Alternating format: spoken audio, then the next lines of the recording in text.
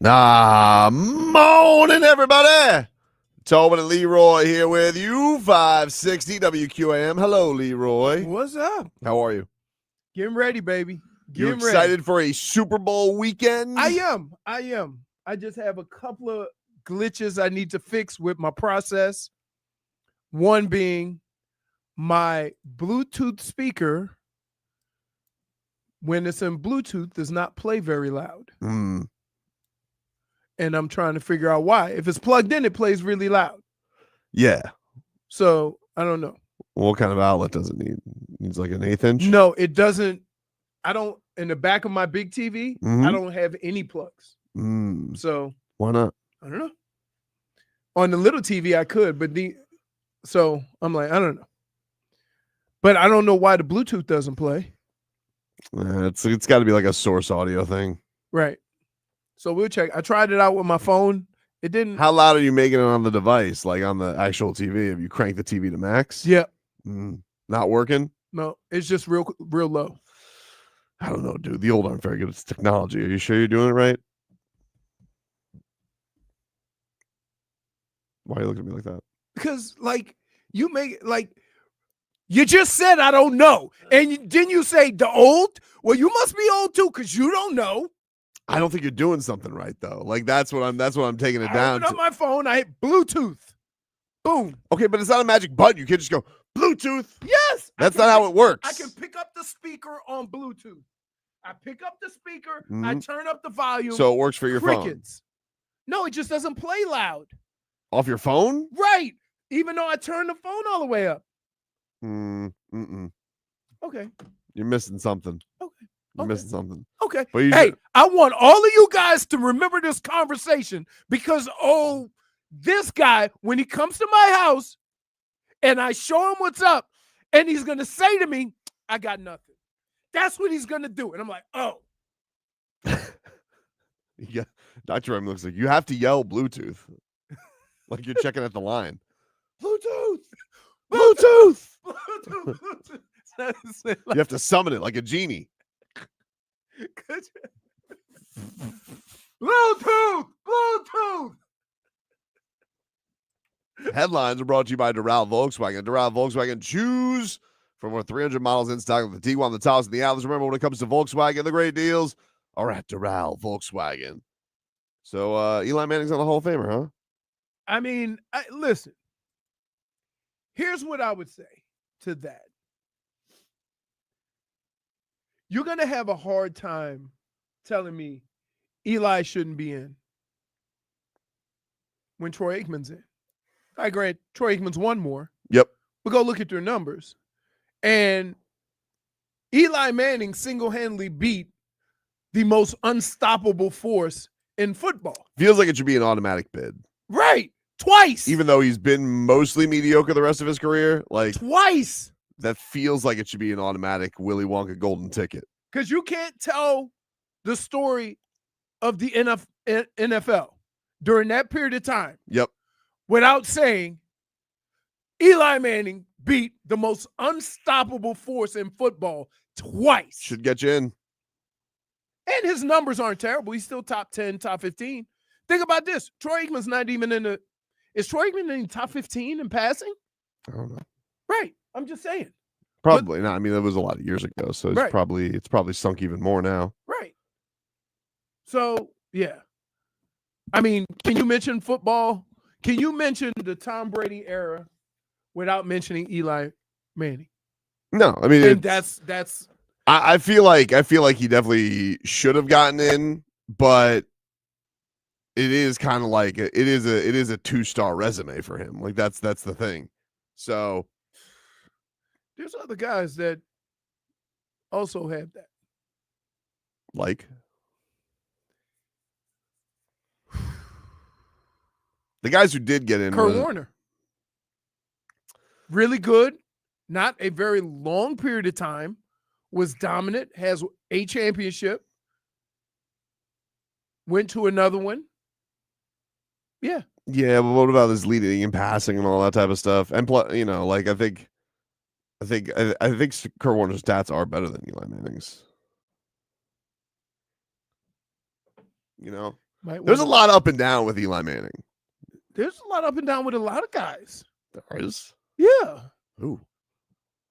I mean,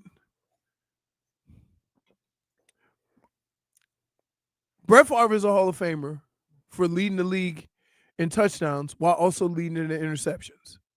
So he is basically. You really think that Brett Favre is not a better quarterback than Eli Manning, though? No, I do. Okay. I'm just saying, looking at the numbers. I think you should probably. He's basically white Jameis Winston. I did hear Florio on the way in, right? and he was talking like the process had changed, so that might have affected him too, because you used to just vote for who you think deserves to get in, yay or nay, and now you can only vote for 5 guys, and those 5 guys have to get 80% of the votes once you get down to the finalists. So I think they changed the process. Right. He'll get in eventually. That's what we need right there. What? Change the process. Why? I don't know. I hate all Hall of Fames. I really do. I in order of the Hall of Fames that I hate baseball the most. Still nobody coming forward, by the way, to claim not voting for Ichiro. Coward. Of course not. Of course not. I hate baseball the most because you can't tell the story of baseball without telling the story of all the guys who aren't in the Hall of Fame, which makes the Hall of Fame a joke. Football is second simply because if you have to have somebody go speak on your behalf to be in the Hall of Fame, then it's not a valid Hall of Fame. The people who are voting on the Hall of Fame should know about these careers. And if you don't, having somebody come in and pitch a guy is a joke, right? It shouldn't be none of that. And then basketball is, I'm just non-committal on basketball because it goes whole basketball career, college and professional. It's the Basketball Hall of Fame. So a lot of people tend to tie it all to the NBA when a lot of these guys were awesome in college and that's how they got in, which is not going to happen as much now simply because nobody's staying in college 4 years. Crazy. That's it. Antonio Gates got in. He deserved it. Oh, yeah. And he was he started late too because he was a basketball player. He started late because he was a basketball player? I thought he left in the middle of it to go play with the Summer League Heat. I thought he left in the middle of football to go play Summer League Heat. He played basketball in college and then converted at the end. So did Jimmy Graham thing. Except I think he might have waited a little bit longer. Yeah, Jimmy Graham basically, I think, used up his basketball eligibility and then played like 1 year. I don't know if Tony Gonzalez did that. Anyway, we'll take a break. That was Tony Gonzalez. We talking about what's his name? Antonio Gates, my bad. Yeah, you Gonzalez came down and tried out. You said basketball, I went Heat. No, he played basketball in college. Gotcha. We'll take a break. Back after this.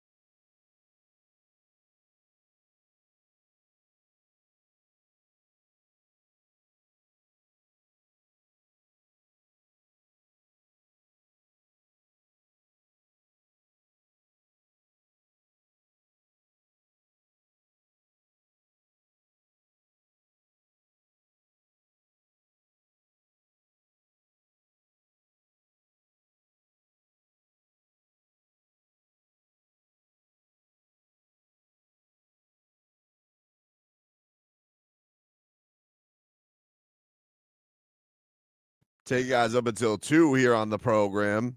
We still saw you lately, Roy. Caught on camera. Your camera was pointing right at the door, dude. Saw you come right in. You're not fooling nobody. I'm excited, man. About what? This weekend. Okay. This weekend. Because, like... Well, Andrew Wiggins is making his debut till Monday, so I don't know what you're excited about. Really? That's right. I just... my pool's looking nice, right? My grill is in perfect shape. I'm busting out the flat grill, the stove outside, so I can do multiple burgers. Oh, it's on. It's on. It's on. Tomorrow I gotta go pick up the Buntinis. Oh yeah. It's you best believe, brother. It is on. I'm excited. Can't wait. I'm trying to get something here. I'm just not like stalling for no reason. Are you? Okay. Yeah. So important stuff. Yeah, actually, I'm trying to get it. So it's crazy because Wiggins fits, right? He fits. Defender, D&3 guy, can also take guys off the dribble. Yep. So I'm excited to see how it works out. So this is what's just Unless getting. Spo does the Spo thing. What? He has to recondition. He has to work with our guys. Oh, I don't think that's the case. I think that if I had to guess, they're just, the trade didn't become official till last night, and they figure they're probably just like, fly him out, just have him meet us in Miami. We'll be back. Finish this last game of the road trip. Yeah. I forgot they're taking on a bad team. Right. So, yeah, this was this is a report that's just coming out from James Jackson, Sam Amick, and I don't know who the last guy is. But this from The Athletic. It said, longtime team president Pat Riley and disgruntled Jimmy Butler have spent many months back and forth in a battle that led to Butler's trade demand and multiple suspensions from the Heat. They met on January 7th to see if there was any chance at an 11th hour reconciliation. It had been more than 5 years since they joined forces, with Butler leaving leaving Philadelphia in the summer of 2019. Now the relationship was on the brink. According to multiple league sources with knowledge of the meeting, tears welled up in Riley's eyes as he attempted to connect with Butler on a human level. Both men had lost fathers, and Riley's famed toughness had faded in the moment as he thought about Butler mourning his father's death last season. But Riley's vulnerability did not land with Butler. The player viewed Riley's behavior as, quote, unhinged, a league source close to Butler said. Butler left the meeting more convinced than ever that he needed a new basketball home. Team sources close to Riley say he promptly sent word that the meeting did not go well and was more motivated than ever to oblige. With that, any hope of an accord between the Heat culture and its modern torchbearer floated off to Biscayne Bay. I think Jimmy dug himself in, hooked his heels in, and there was nothing that was going to bring him off of that.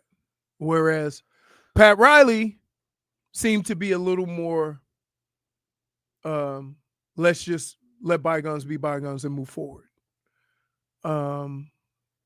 But sometimes when you talk, just in general, sometimes when you talk, you back yourself into a corner that you can't rightfully come out of. And the way the season started and the way Jimmy started behaving, I don't know if you could come back from that, not necessarily with Pat Riley, but with your teammates and your coaches, right? So it was kind of a thing of like, and the thing that I'm frustrated about the whole thing was, like, I am one of those people that if you tell me something, I'm going to believe it until you're a proven liar. Okay? And the conversations that Jimmy had before the season started, when he acknowledged the fact he wasn't getting an extension, and he said it didn't matter. He was going ball. That threw me for a loop. Yeah, like I saw his comments yesterday, and I was like, you know, it was mostly high road stuff, but then like the side comments about like, oh, I'm just happy that I'm not out there playing and getting cardio anymore. And like, well, you controlled that, dude. Right. Like, I don't understand why you're making it seem like you know, you were incapable of playing basketball hard. That one's never gonna land with anybody here. And furthermore, you go in there without any hopes of being the number one. Says in the weeks that have followed, visceral emotions of that meeting were replaced by stone cold business. A matter of fact, sit down between Butler and Heat owner Mickey Harrison on January 16th. A misfight by Butler. A letter delivered to him via email and Federal Express on January 23rd. Detail what the Heat viewed as sustained insubordination and unacceptable defiance. A letter, a copy of which was obtained by the Athletic, warned Butler that any future misconduct will result in further discipline, including a maximum discipline, the maximum discipline permitted. It was signed, Sincerely, Patrick J. Riley. 4 days later, Butler walked out of practice, even early after being told that he would no longer be in the starting group of the team, hovering around 500 all season. That brought the third suspension. This one termed indefinite as he continued to look for a trade for the six-time All-Star. I mean, I was listening to Joe this morning, and Hollywood basically said they think he's a top 5 player. Who does? In Golden State, the media there. Top 5 player, like, yes. On their team? No. Or in the league? In the league. Yeah. I mean, he was definitely getting his flowers yesterday, for sure. He in the top 5 player. Obviously, he's not a top 5 player in the league right now, but he's definitely, I mean, what they did from a standpoint of like adding him to relieve Steph as far as like another guy who they can go to. Yeah, I think he's going to help them. Now we're all making they got a hell of a climb for themselves. We're all making one. It's kind of a rat move though to say like to reveal that Riley teared up in a meeting though, isn't it? It's a snake move. Yeah. You know, like out of all the things, you know, you guys. He could have said it got personal. You know, there were a lot of emotions. Yeah, you take the high road, right? Yeah. Like you were saying, especially the idea like afterwards is like, oh, there's enough talking, or you think that he's unhinged. It's like, wait, let me ask you something, dude. What do you guys think is more unhinged behavior? An 80-year-old getting emotional talking about his father dying, or just stopping to play basketball, faking illness because you twisted your ankle, all in the matter of, well, I want to get my extra $60 million. What's more unhinged? When keep in mind, he said it's not about the money. Well, that was a lie. Well, of course. That's my whole point. This whole season started behind what Jimmy said, people taking what Jimmy said as being truthful. And then now we're looking back at all the things he said and said, that was a lie. That's not what you were thinking, right? If it was about money and you had said it was about money, I could live with that. But that's not what you said. So the organization, the fans, all of us went into the season with the understanding that Jimmy was cool, right? Jimmy just going to go ball out. And that didn't happen. So Jimmy can now look back and say whatever he wants. But the turning point was the things that he said that didn't come to fruition. And then it being about other things and not the main things he was talking about. That's the thing. It probably caught everybody off guard, right? Because we all say, Jimmy, he keeps it real. He's gonna let you know how it is, right? That wasn't true. Mm-mm. So that's the part of this that I'm more disappointed in, right? If he had balled out, and keep in mind, I use Kevin Durant as an example, who has demanded trades damn near everywhere. Yep. But at no point in time did the dude ever stop playing basketball to the best of his ability. The article writes, this is The Athletic. Butler began pushing for a trade to the Phoenix Suns, a preferred destination thanks to the presence of Kevin Durant, Devin Booker, and the willingness to give a contract extension. As the situation dragged on, league sources said, Butler started to care less about where he was traded other than getting out of Miami altogether. After months of exchanging barbs in news press conferences, cheeky social media posts, was he British? And allusions to a desire to play elsewhere. Butler and Riley met in person on the afternoon of January 7th and established some ground rules for how this messy situation should proceed. What followed, according to sources on both sides, was instead an emotional 2-hour sit-down that left Butler bewildered by his 79-year-old boss's behavior and Riley at a loss for how to reach a mercurial 35-year-old star. From Butler's vantage point, Riley was, quote, unhinged and disturbing, as a league source close to him described it. More specifically, Butler told those close to him that the long team president referenced Butler's recently deceased father several times during the meeting and offered unsolicited, unwanted parenting advice and even shed tears before ending the meeting, telling Butler that he loved him. As Riley sees it, according to team sources with knowledge of his thinking, he remained calm during the sit-down and let Butler guide their decision. But when Butler raised the topic of Butler's late father, whose death on February 8th of 2024 was first revealed in the Netflix's Starting Five, he became emotional. Riley's father, Leon, a longtime minor league baseball player who logged 4 games in the Philadelphia Phillies, died at 64 in 1970. Riley was 25. Sadly, he and Butler had this much, if not else, in common at this point. Quote, it struck a chord, one team source said, hence the tears. Regarding the claim that Riley offered parenting advice to Butler, who had 3 children, team sources insisted that was not the case. So, by the team, so can I just say, are we to the point now where it's over? Who cares how we got there? Definitely ready to move past like all of it, I don't for sure. like the stories of what transpired before this point don't matter. I think it's this is why I think it's rat behavior by Jimmy's camp. And you can assume who it is, but when you have a meeting like that, and Pat Riley's biggest crime is trying to relate to you, didn't call you a mother bleeper. Who knows what happened? But your biggest thing that you could put out of it was he got emotional talking about dead fathers, right? And you're trying to spin that as, well, this man's unhinged. Yeah. Like, what? Like, what do you? Okay, that's what you're trying to spin it as. It's just, from my standpoint, he is 79. Riley's probably wrestled with the idea of death and things coming to an end for a lot of this year. But, for whomever to leak this out from Jimmy's side it's just weasel stuff, man. It's weasel stuff. But I get it. Like, this has been a very personal barb. You couldn't think that this stuff wasn't going to get out. Mm-hmm. But I don't know what one thing has to do with the other. You didn't want to play basketball hard. The Heat didn't want to give you your money. Flat out, plain and simple. Yeah, but why? And this that's idea that what you I'm saying. We tried to make this about other things to soften the blow of it looking like you were greedy for money. That's the fact.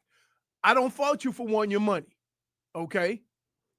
But I do have a problem with you are not playing for the current money you're getting paid for 2 years down the line. Right. That is what I have a problem with.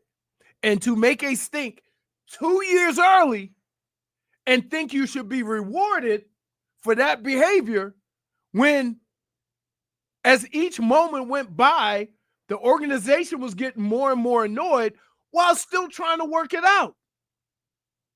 And this is the move. So my whole question is to whoever Jim is listening to Jimmy's camp is, do you think you did this situation any good by refusing to play basketball for the Miami Heat? Or here's what I would say. You ever had that girlfriend you want to break up with, but you want to be cordial? And so you're cordial and nice, but they think you're still dating?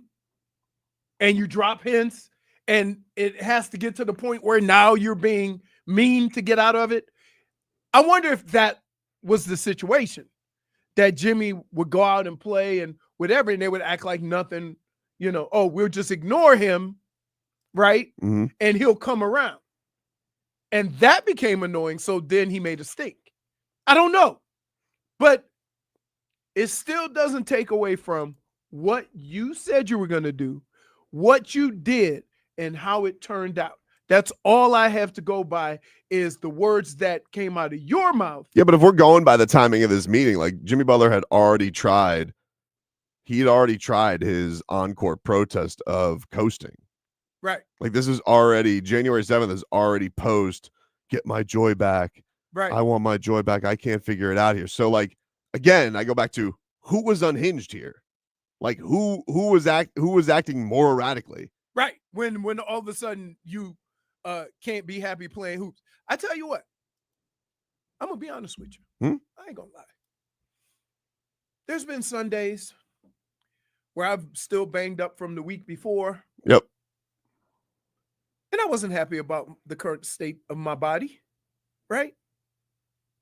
And I was going to need a whole lot of, just motivation to get through the game. Then I start thinking, get that check on Monday. And I'd snap right out of it and go play football. You got a guy who's making, the way he was playing, $1 million a check. Yep. And he ain't got no damn joy. It's tough. And you want him to give you more money? More money's going to give you joy? No. He's got it together. He's not unhinged. No, but you understand, like, your solution for finding joy is for the Miami Heat to give you more money. Because $1 million a game ain't enough. Well, he feels wanted now, so good for him. By the way, I like, these Warriors look thrilled to have him. By the way, the over-under before him and Draymond Green get into it. 4.5 games. 4.5 games, right? Because somebody going to kick somebody in the nuts. The other person going to be mad. We don't need it. And then there's going to be a back and forth. All right, we'll take a break. Panthers, thrilling win last night. We'll get to that coming up next.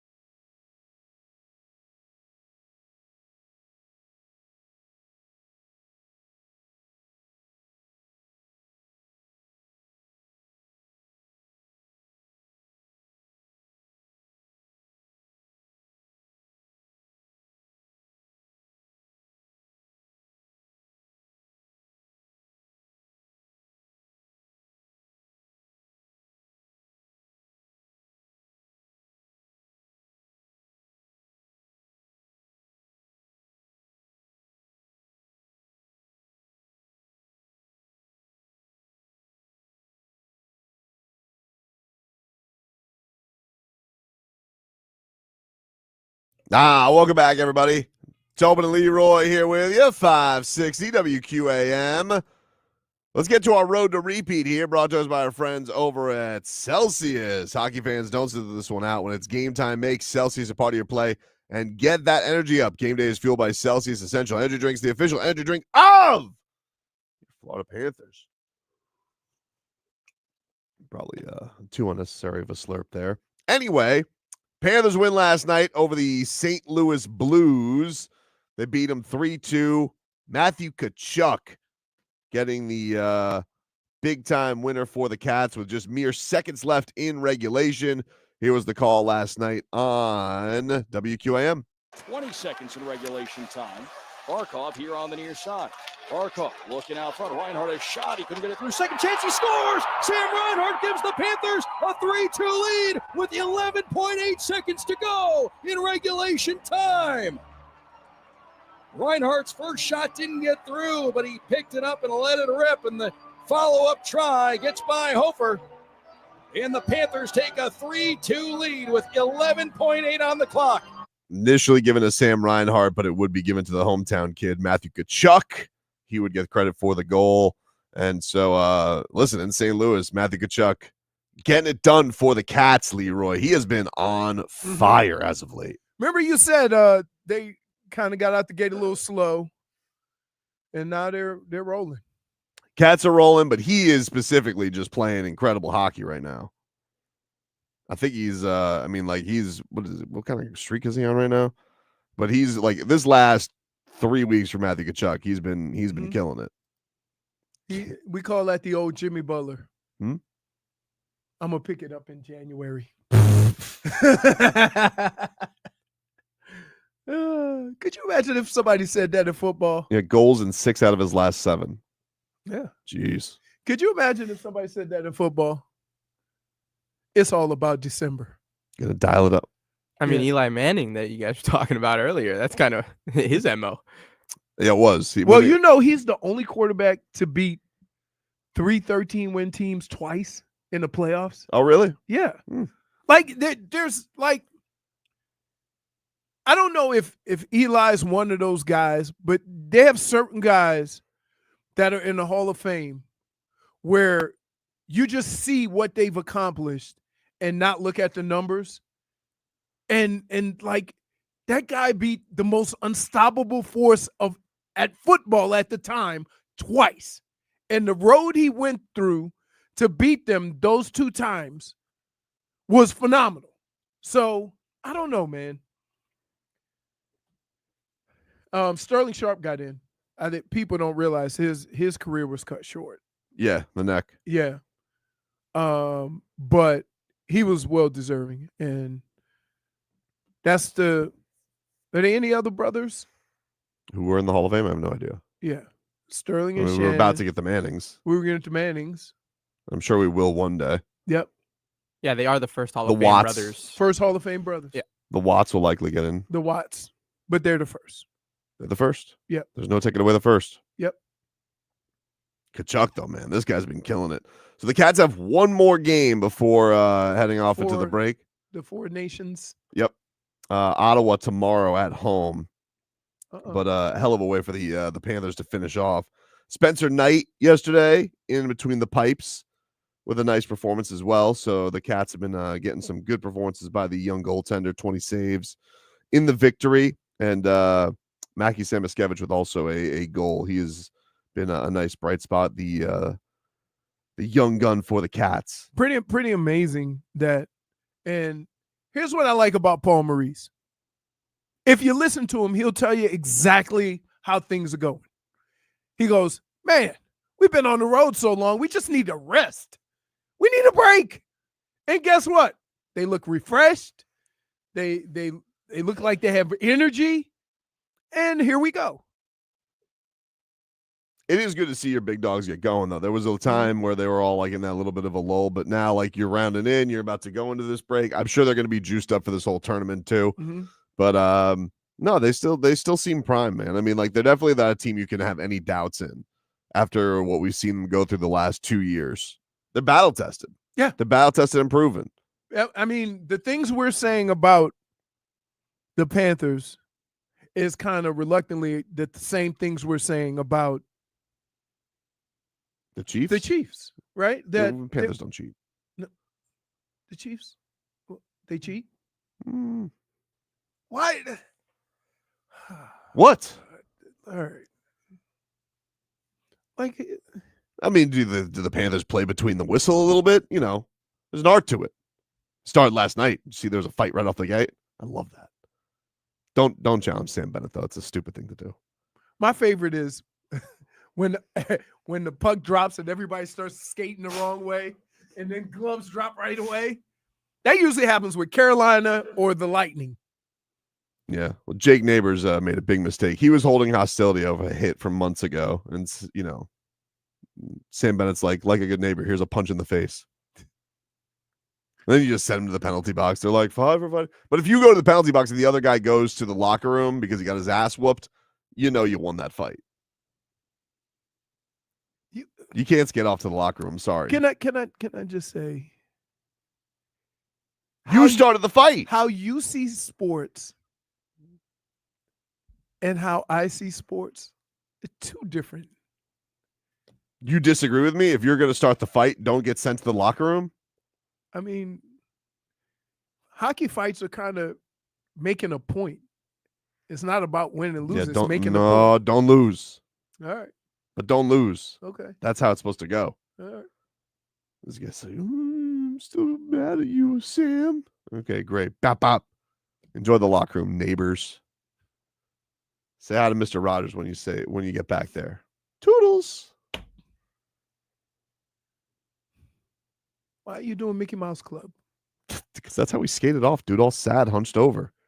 I mean, hockey is the worst place. You don't want to lose the high ground in a hockey fight. Hockey is the worst place in the world to get hurt because no matter what you hurt, you still got to skate to get to safety. Exactly. And so you have the sad skate off to the locker room. 5 for fighting. Meanwhile, Bennett's just sitting there like, yeah.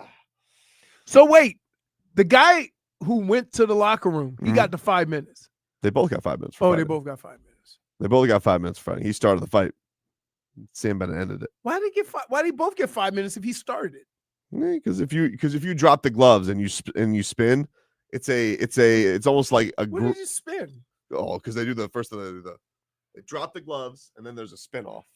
You know, get a right footing. You know, you want to have your good skate there, and then it's on. There's always a circling before a fight. You notice that? My favorite is they grab each other's jersey like Rock'em Sock'em and then just start. Can't lose the high ground.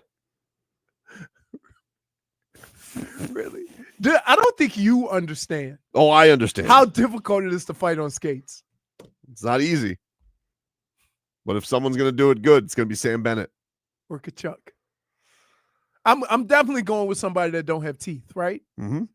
I'm not fighting with a guy. I don't want to roll with a guy that have a full mouth of teeth because he ain't been through it. All right, we'll take a break. Hour Tua is next.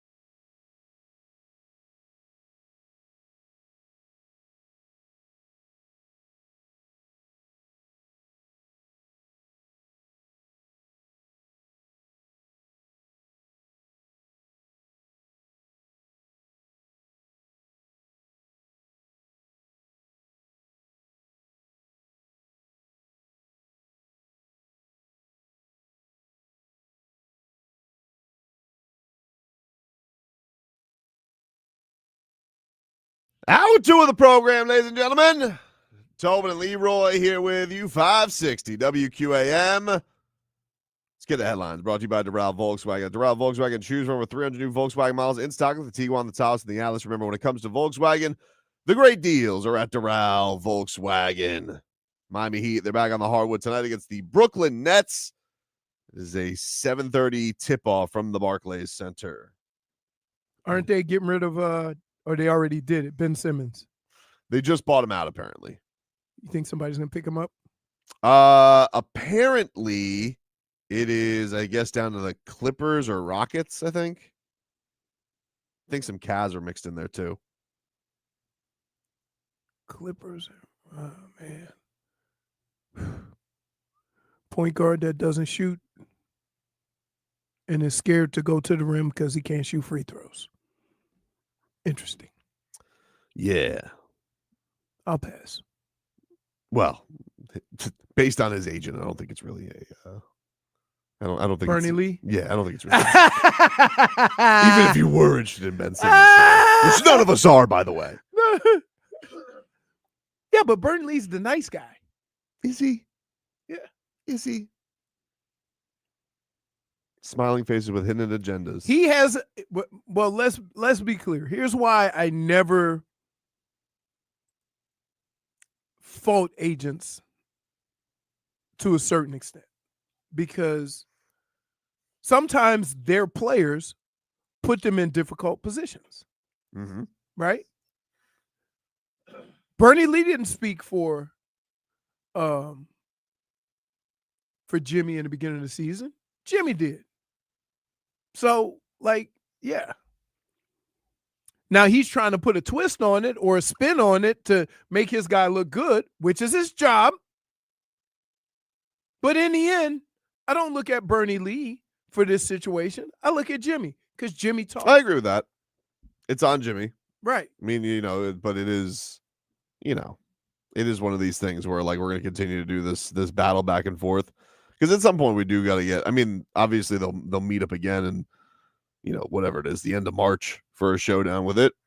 And we'll see where both teams are at. Ooh. What's up? You think he's gonna try really hard to score 40? Probably. We'll see. I don't think he got it no more. Crazy concept. I mean, what do you think? He's gonna average 10 the rest of the year? I say he averages 15 to 20. I mean, that's usually his career. I'm just saying, you don't think he's gonna have any big performances in him? He put it this way: his average won't be higher than who we just got from Wiggins. I don't know. Wiggins average 18. I want to say 18 in Golden State. Mm-hmm. He won't average 18. Okay. That being said, I mean, they might go to him a little more, Jimmy a little bit more. I would imagine so. Because Jimmy taking the ball to the rim, Jimmy, being able to facilitate will probably help Steph out a lot. I would think so. Whereas I don't know if Wiggins was ever a guy that could facilitate. That's that's not his thing. But tell you what, he's a demon defender. Yeah. So I think that the Heat are going to lean into that more. And yeah, we got two defensive guys and one averages 18, which is a win. Yep. And then you still get to use see what the youth movement's going to do. Obviously, it's going to be an interesting game on Monday because you got the Celtics in town. That'll be a good perimeter game. Yeah, it'll be a good check right away, and especially be the first time you get a look at them with your new look lineup being a little bit bigger. So that's going to be an exciting one to see for sure. We got Super Bowl 59 coming on up. Yesterday, Josh Allen named league MVP just over Lamar Jackson. Beat him by 4 votes, Leroy. 4 first place votes. Oh, because I guess that's all that matters. Yeah. You know what's crazy about that? Lamar Jackson had a better season than when he won his last 2. Mm-hmm. I would. It's really only 2 votes apart, right? Yeah. Isn't 4 votes apart? No, because if 2 guys vote for Lamar that voted for to be a tie. It'll be a tie. So I wouldn't have mind seeing co-MVP. And they said it's the first time that somebody didn't make All-Pro but won the MVP. That's kind of cool. Yeah. I don't really have a problem with them winning it. They had a really good season. I don't have a problem with it. I just think that he won because they were tired of Lamar Jackson. Because Lamar Jackson had his best season of all the times he won the MVP. And when you see a situation like that, you just reward both of them. Like, yeah, make it a tie. Make it a tie. Yeah. No, I don't like that. You don't think that it was that close? Nah, pick one. This guy. Pick one. Well, I don't think they would have known either. Right, That, 'cause that, they- like, yeah. how the other people are voting. Just Can pick, I just what? Pick one. Can I just why every day Mhm. you say something or take a stance that make me want to choke you out? That really makes you want to No, pick you're just one. like, pick one. Equal MVPs. That's you. That's your voice. You know, I thought you don't want everybody getting a trophy. Now you want everybody to get a trophy? they had equal good seasons. Mm. You think that Allen had a better year than Jackson? Here's what I would say. Here's what I would say. Here we go. Here's what I would say. Here we go. In my mind, MVP, and I don't like Josh Allen. I like them. I'm a way bigger Lamar Jackson fan than Josh Allen. But Josh Allen basically had a TikToker as his number one receiver.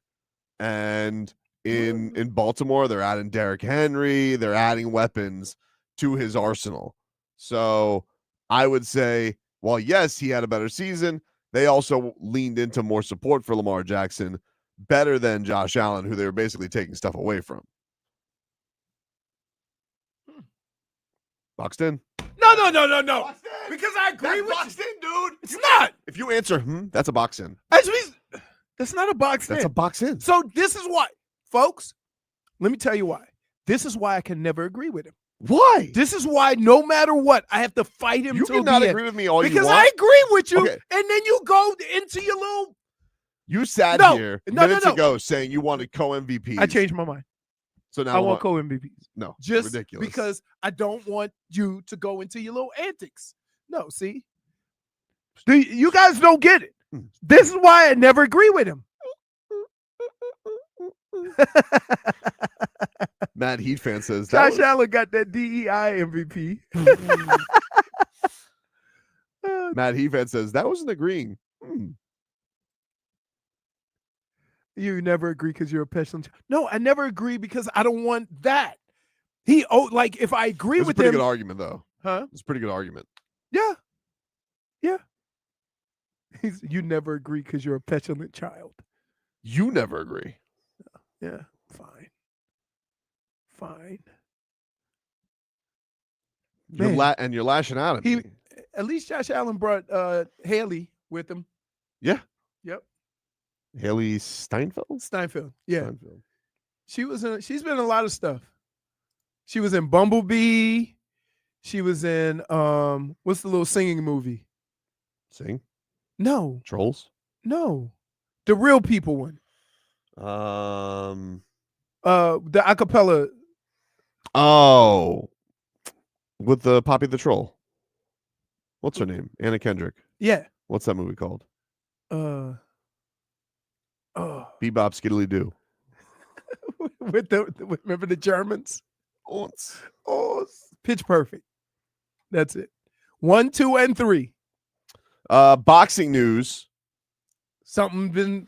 So yesterday, we told you that the Canelo fight with Terrence Crawford was off. And it appeared like he was about to agree to a fight Cinco de Mayo weekend with Jake Paul. Now, at the last minute, we reverse course again, and Canelo will not fight Jake Paul. He instead signs a 4-fight deal with Turkey Al Sheikh's Saudi Arabia Entertainment, and the first fight will be in May in Las Vegas, and then the Terrence Crawford fight is now back on for September. So he's probably getting like $200 million for these 4 fights. Probably. That's probably a good guess. Yeah. Jake Paul's Jake Paul offering him 10, 15 million just didn't get it done. That's the facts. Jake Paul's people have just put out a statement. MVP, that's Most Valuable Promotions, was in deep negotiations for a blockbuster fight between Jake Paul and Canelo Alvarez for Cinco de Mayo weekend. a massive event for Mexican, Puerto Rican, and American fans. It's disappointing to see how the situation unfolded. MVP operates with integrity, transparency, and respect for the sport, its athletes, and fans. Unfortunately, not everyone in boxing shares those values. That's That's because not everybody in boxing has 200 million. And you fought Mike Tyson. Yeah. How many values you have? He's a 60-year-old. we uphold the sport with so much integrity. Wait, no. You had his ass cheeks out on Netflix. Right. That's not even counting the parts of it we could see. The situation is a reminder not to believe everything you read, especially when the current media environment is so often controlled by those with hidden agendas, including promoters who have reporters on their payroll. We remain in active discussions with multiple high-profile opponents and are committed to delivering the best fights and most exciting events. Jake Paul isn't going anywhere, and neither is MVP. We'll continue to disrupt boxing on our terms. Okay. Okay, great. Wait. Turkey a la shakes is Tobin's everyday lunch. It's objectively a point. We'll take a break. More to come here on the show. Back after this.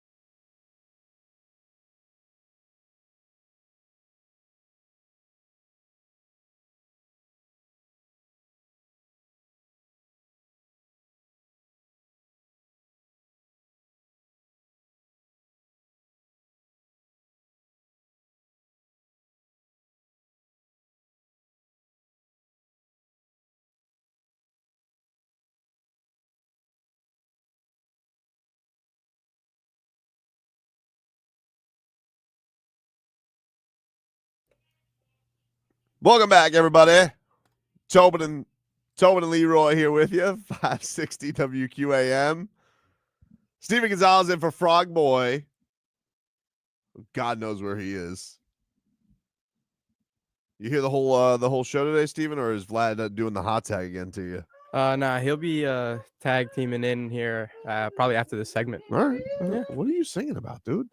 What are you singing about, dude? I'm singing about. I was listening to the music outside. What were they singing? That was Sia. Sia? Sia. What song? Chandelier. I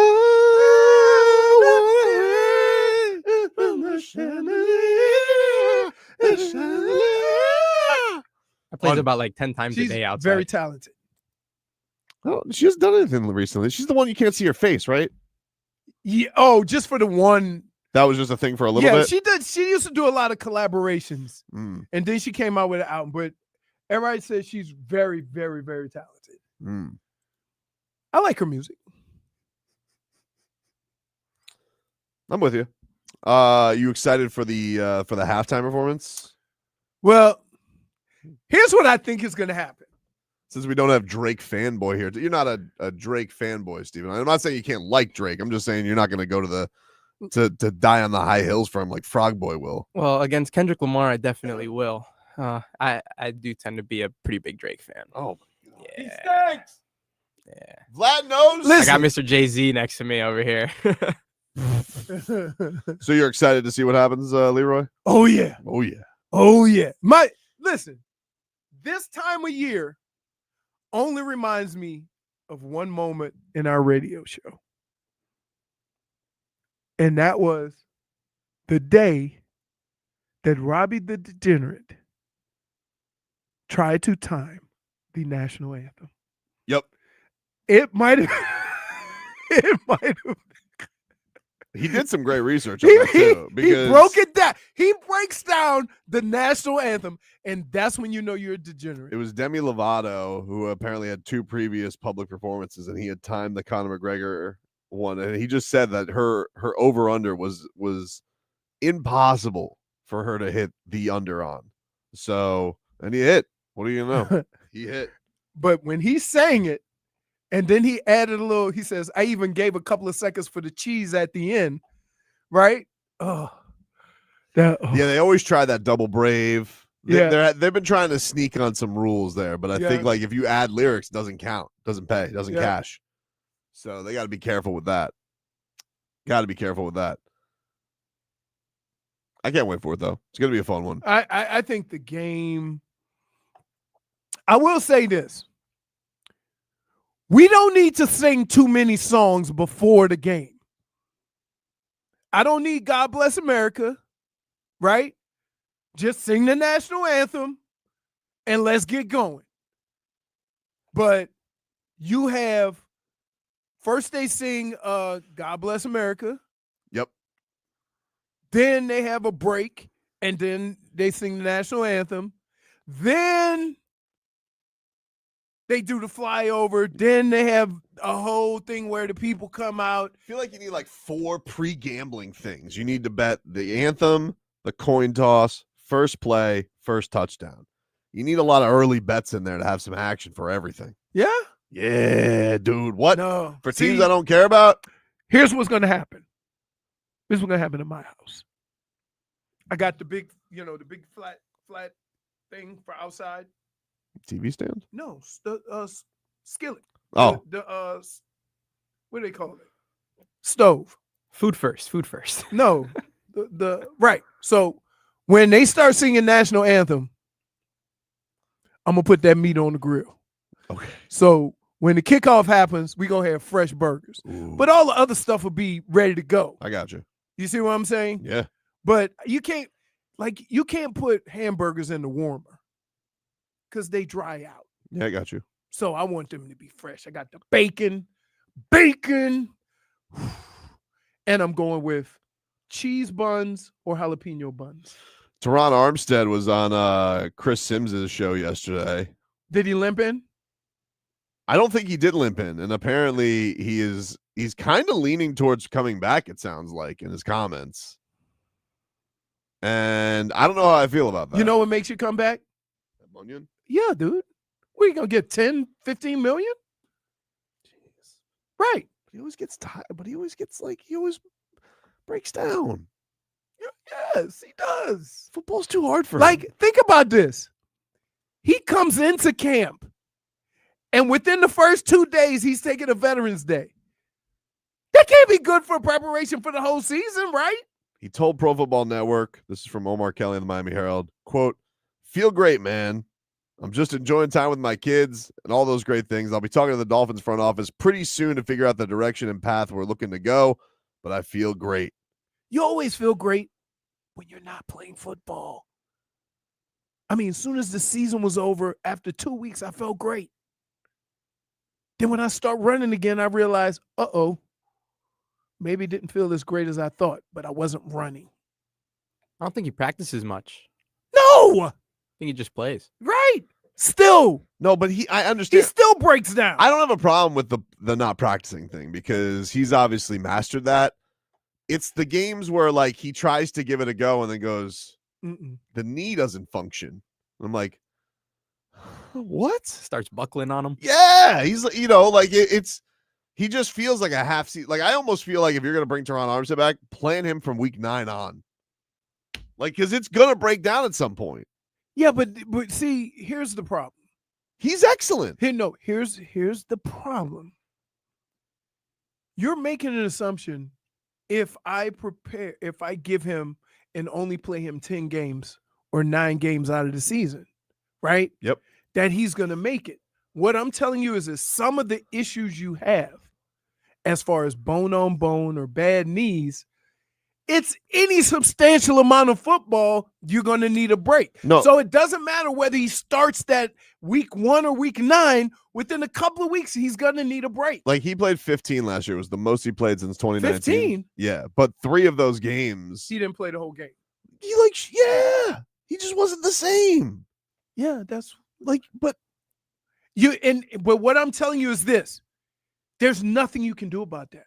But what are they? You can't like try to save him. Okay, but the body is such that once you start wearing on that body again, you're gonna have these breaks. But my point is, you're going into a year where we know the offensive line has to be fixed, right? This menu says your face when he said 15, you were shocked. I was, but it wasn't a true 15. It wasn't a true 15. All right. Like it was like a 15, and then it was like, oh, I remember he tried to play against the Jets, and then he was just on the sideline. Like that happened on more than one occasion with him. And you did not know he played 15 games. Didn't know? Yeah. I wasn't surprised when I saw 15, but I know that like there were 2-3 games where like he basically wasn't functional. Right. But here's the deal. You do realize that even in the capacity in which he plays, he's probably one of your best offensive linemen. That's what sucks about this. That I'm not saying that he can't help the team, but I'm saying that at his position as one of the hardest on the offensive line to replace, it becomes frightening when he's not in there. yeah, I get it. And like this replacement is going to be basically a second-year guy. Right. A giant, but I don't know how good he is. We don't know because they moved him around, right? Yeah, but like That's just early here. That's a rookie. I don't know what to judge. Early offensive line stuff. If you're not a starter, you have to be prepared to go in. But are you going to go another year with that kid just being Teron's backup? At some point, he's going to work his way into the line in some capacity, right? Like one of the things that really, really good offensive linemen that get drafted high, but you have a guy, they'll play left guard right next to him and then kick out when that guy retires. I've seen that plenty of times. It happened to Jonathan Ogden did that. When I was in Baltimore, he was a left guard. Yeah. Then he moved Tunsil out. did that too. Right. Tunsil did it. So but those guys, you recognize right away, he's one of our top 5 offensive linemen. I don't know if they see that with Paul yet. I don't know. So I'm just worried that it's not whether I think Teron is good enough to play. I just think that it is so damn hard to replace him when he's out. This is from Omar. He says, before Armstead, who will turn 34 in July, can officially return for his fourth season, he will likely be asked to take a pay cut similar to the one he took last season. The Dolphins are roughly $12 million over the NFL's projected salary cap and must become cap compliant by releasing players and restructuring before March 12th. His cap number for 25 currently stands just short of $23 million. He's due 13.3 in base, $1 million roster bonus that pays him just less than $59,000 for each game he plays in 2025. He has $700,000 in incentive-based bonuses. It's logical to conclude that the Dolphins will ask the five-time Pro Bowler to restructure his contract for a second straight year, reducing his salary to somewhere in the $10 million or less range, which is what he earned this season after being shaken down by the team. It's possible that another restructuring could create as much as $9 to $10 million in cap space. But what happens if Armstead says no? That means he might have taken his last snap for the Dolphins, who could be forced to release him, which would create $15 million in cap space if he's designated before a June 1st release. If he's outright cut, it would be $4.2 million in savings. I don't know, man. What do you in order to take a pay cut, here's what people don't realize. They have to cut you and then you resign.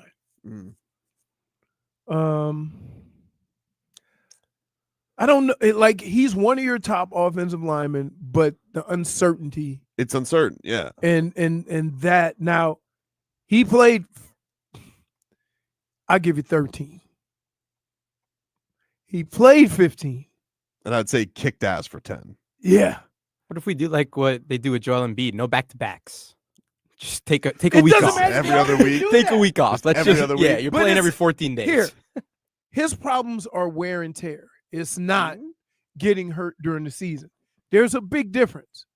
Like, but it felt like there were some games where like it's tough to get because he is tough. Like, I'm not disputing his toughness. Obviously, it's crazy what he has to do to get his body right. What he does to get his body ready and be able to perform at the level that he performs is amazing. But there are times where you're like, oh no, like he just it didn't fire the way that it should today.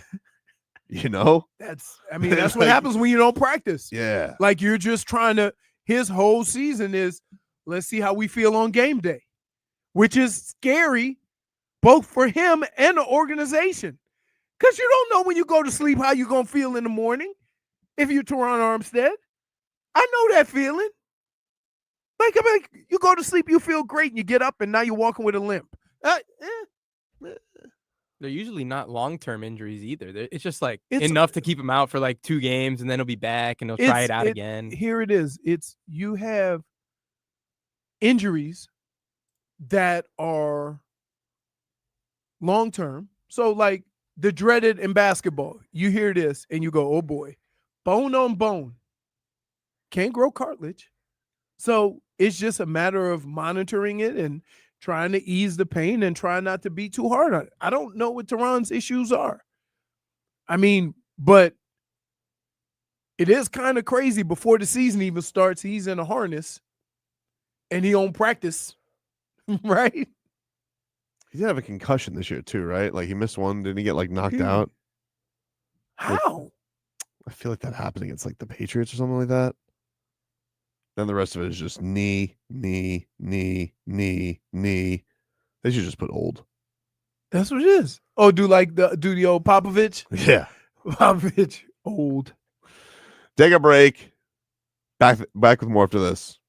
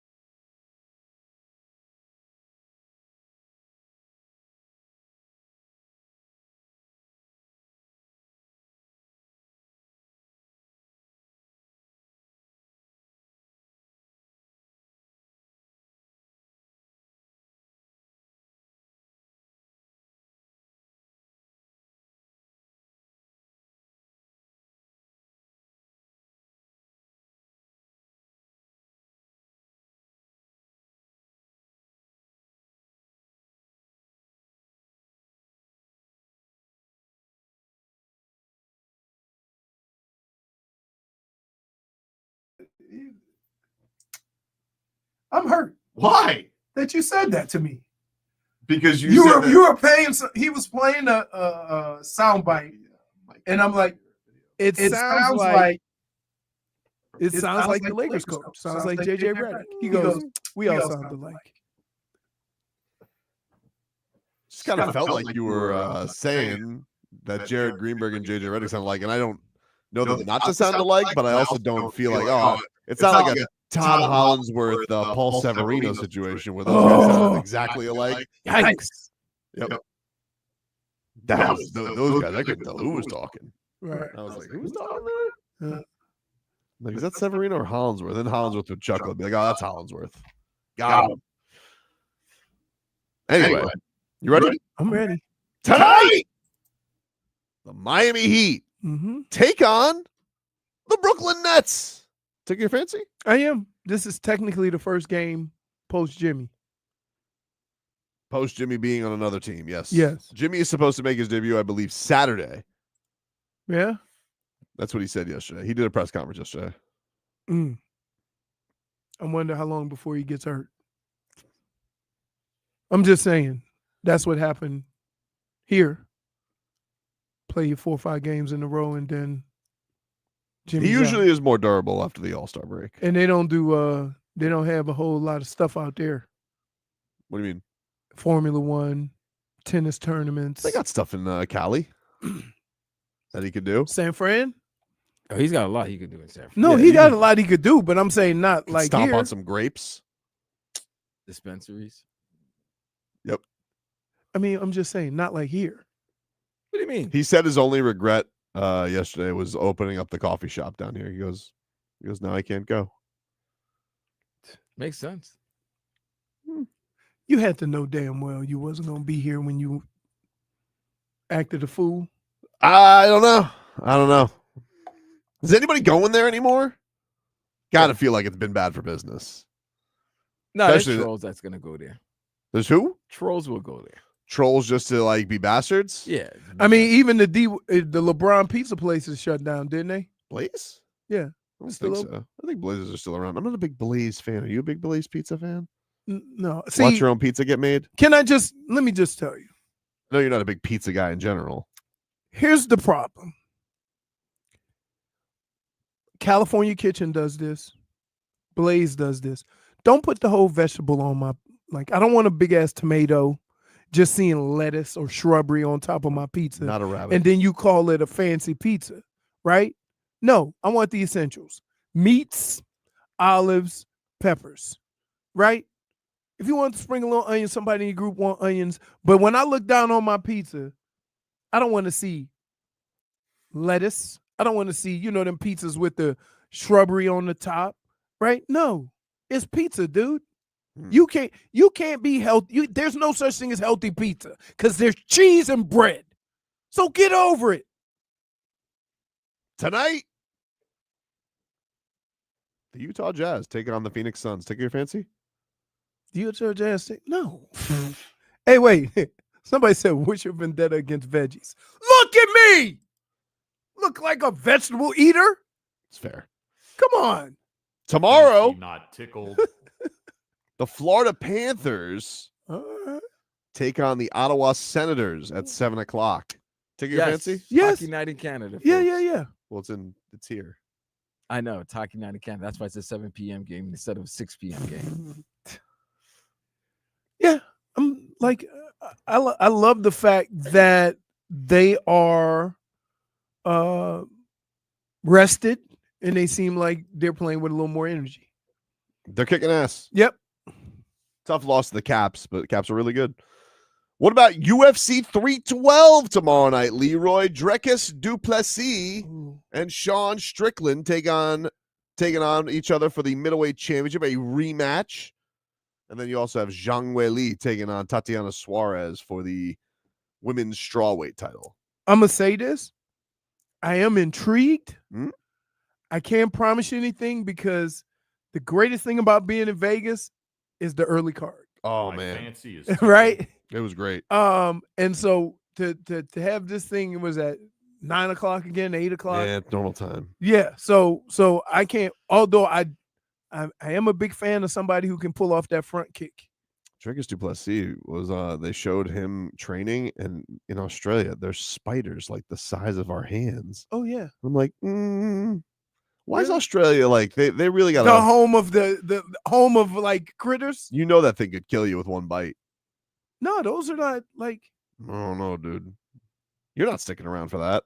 For what? The big spider? Oh yeah. Spiders don't scare me. What? Not even big ones? No. Why, are you just gonna bash it? Yeah. All Yeah, right. I will crush you, spider. Right now. Scorpion? I'm a little more hesitant, right? Although Wait, I can get a scorpion with a stick.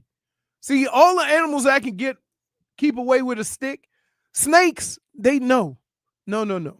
Snakes. What do you mean they know? No, I'm saying snakes, no. What do you mean they know? No. I'm saying no. Oh, They snakes, no. right. Like you're not gonna Like mess no. around with Right. Around. Is that what you're worried about? Right. Yeah, but he wasn't talking snake. He was talking spiders and scorpions. Yeah. I could. All insects or arachnids you're fine with. Yeah. Like, listen, we have a rule at my house. If it's any critter, right, I'm your guy. Once it, snakes or lizards, I'm out. No, I don't mess with those things. Sunday, 6:30, Leroy. The Kansas City Chiefs take on the Philadelphia Eagles.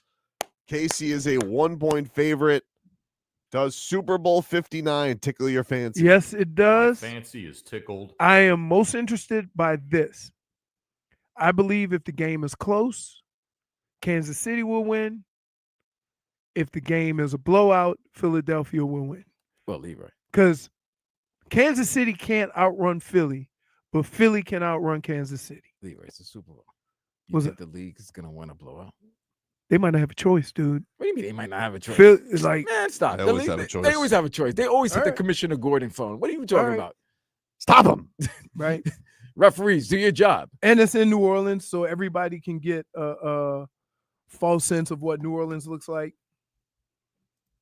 Yeah. What do you mean? They just keeping you in the, in the famous areas. If you go 3 miles from there, Oh, come then on. you Man. see the Nobody's real- going to no awards. What's wrong with you, man? yeah. You don't want When's the last Not time we've even if it had was a... Cam Ward, you wouldn't want to go to. We've had some pretty... okay, so the last one that was an ass-kicking was It's been a the one minute down since- here. The one down here was... No. No, it's been a minute since an ass kicking. I think the last ass kicking might have been It was 31-9 down here. who? That's That was 3 years. That was Tampa beating KC. That was in KC. Tampa. That was here? That wasn't here. That was in Tampa. That was the first Super Bowl that was they played. played in the hometown. You know why I got confused? It says Florida. No, because the stupid Super Bowl trophy looks like an eye. So it looks like Super Bowl live. But it was that would have been 40. That would have been 55. Yeah, that's the last. So one. 55 was kind of an ass kicking Even though it was the greatest performance I ever seen a losing quarterback display. because he had that incompletion with no How line? many incompletions did he have that hit the guys in the chest, hands, or face? Yeah. He had no line that game. And he had no line because the guy got hurt in the AFC Championship game. But he was throwing balls right in, and Tyreek's just dropping in his like hitting him Tyreek in the face. It's the best performance I've ever seen by a quarterback. That being said, Yes. I'm Fancy as very intrigued because, My fancy is tickled.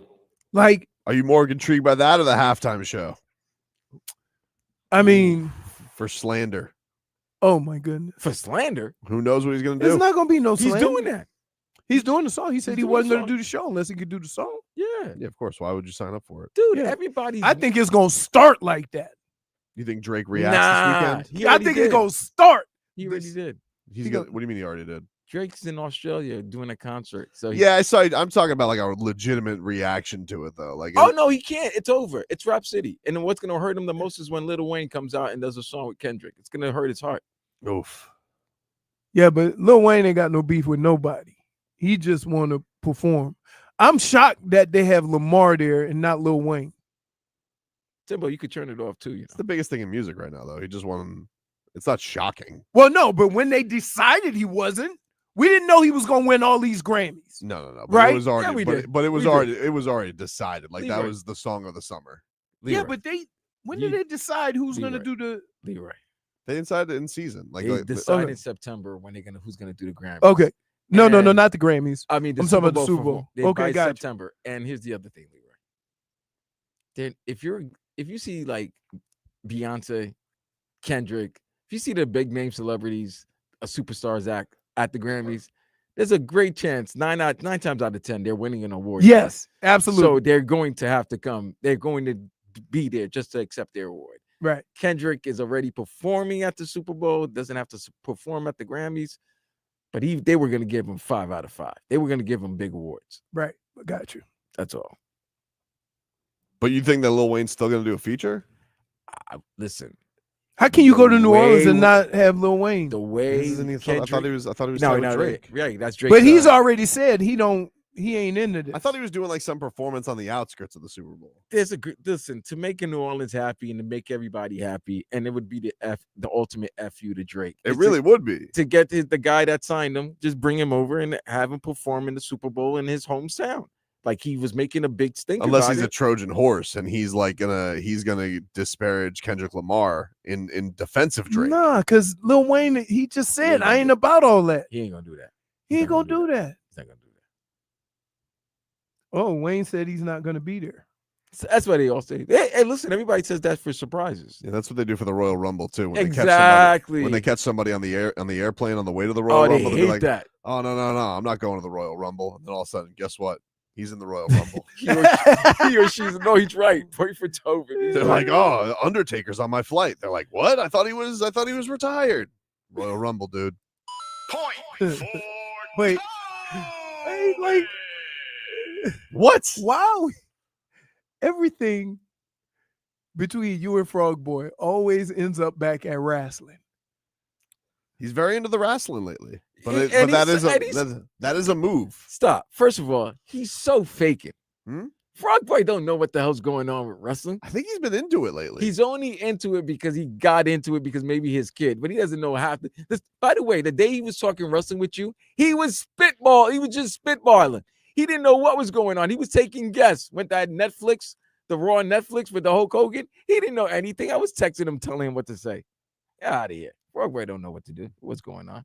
Hulk Hogan is everybody's rats off a ship on Hulk Hogan. Well, I mean, you can't say racist things. You really can't. I mean, Although I will say this. If there's a sport that would get a lot of support by you saying racist things, it would be wrestling. not now. Not now? Mm-mm. Okay. Mm-mm. There's too many African American stars in the. I don't think their co-owner, The Rock, would take kindly to that. Yeah. No, I know. Listen, again, I'm just saying wrestling's background, okay? We need to bring Slick back though. I like Slick. We'll take a break here on the show. Back with more after this.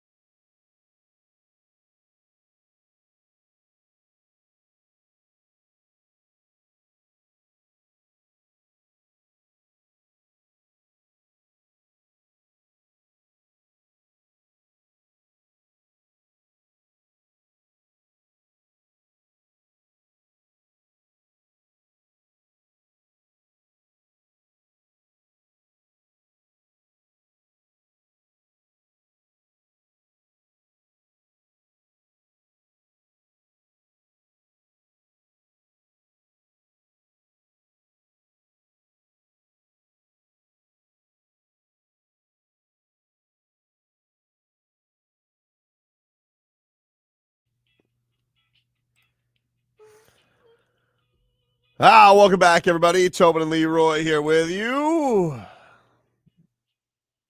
Get to a little cat talk here brought to us by Hollywood Kia.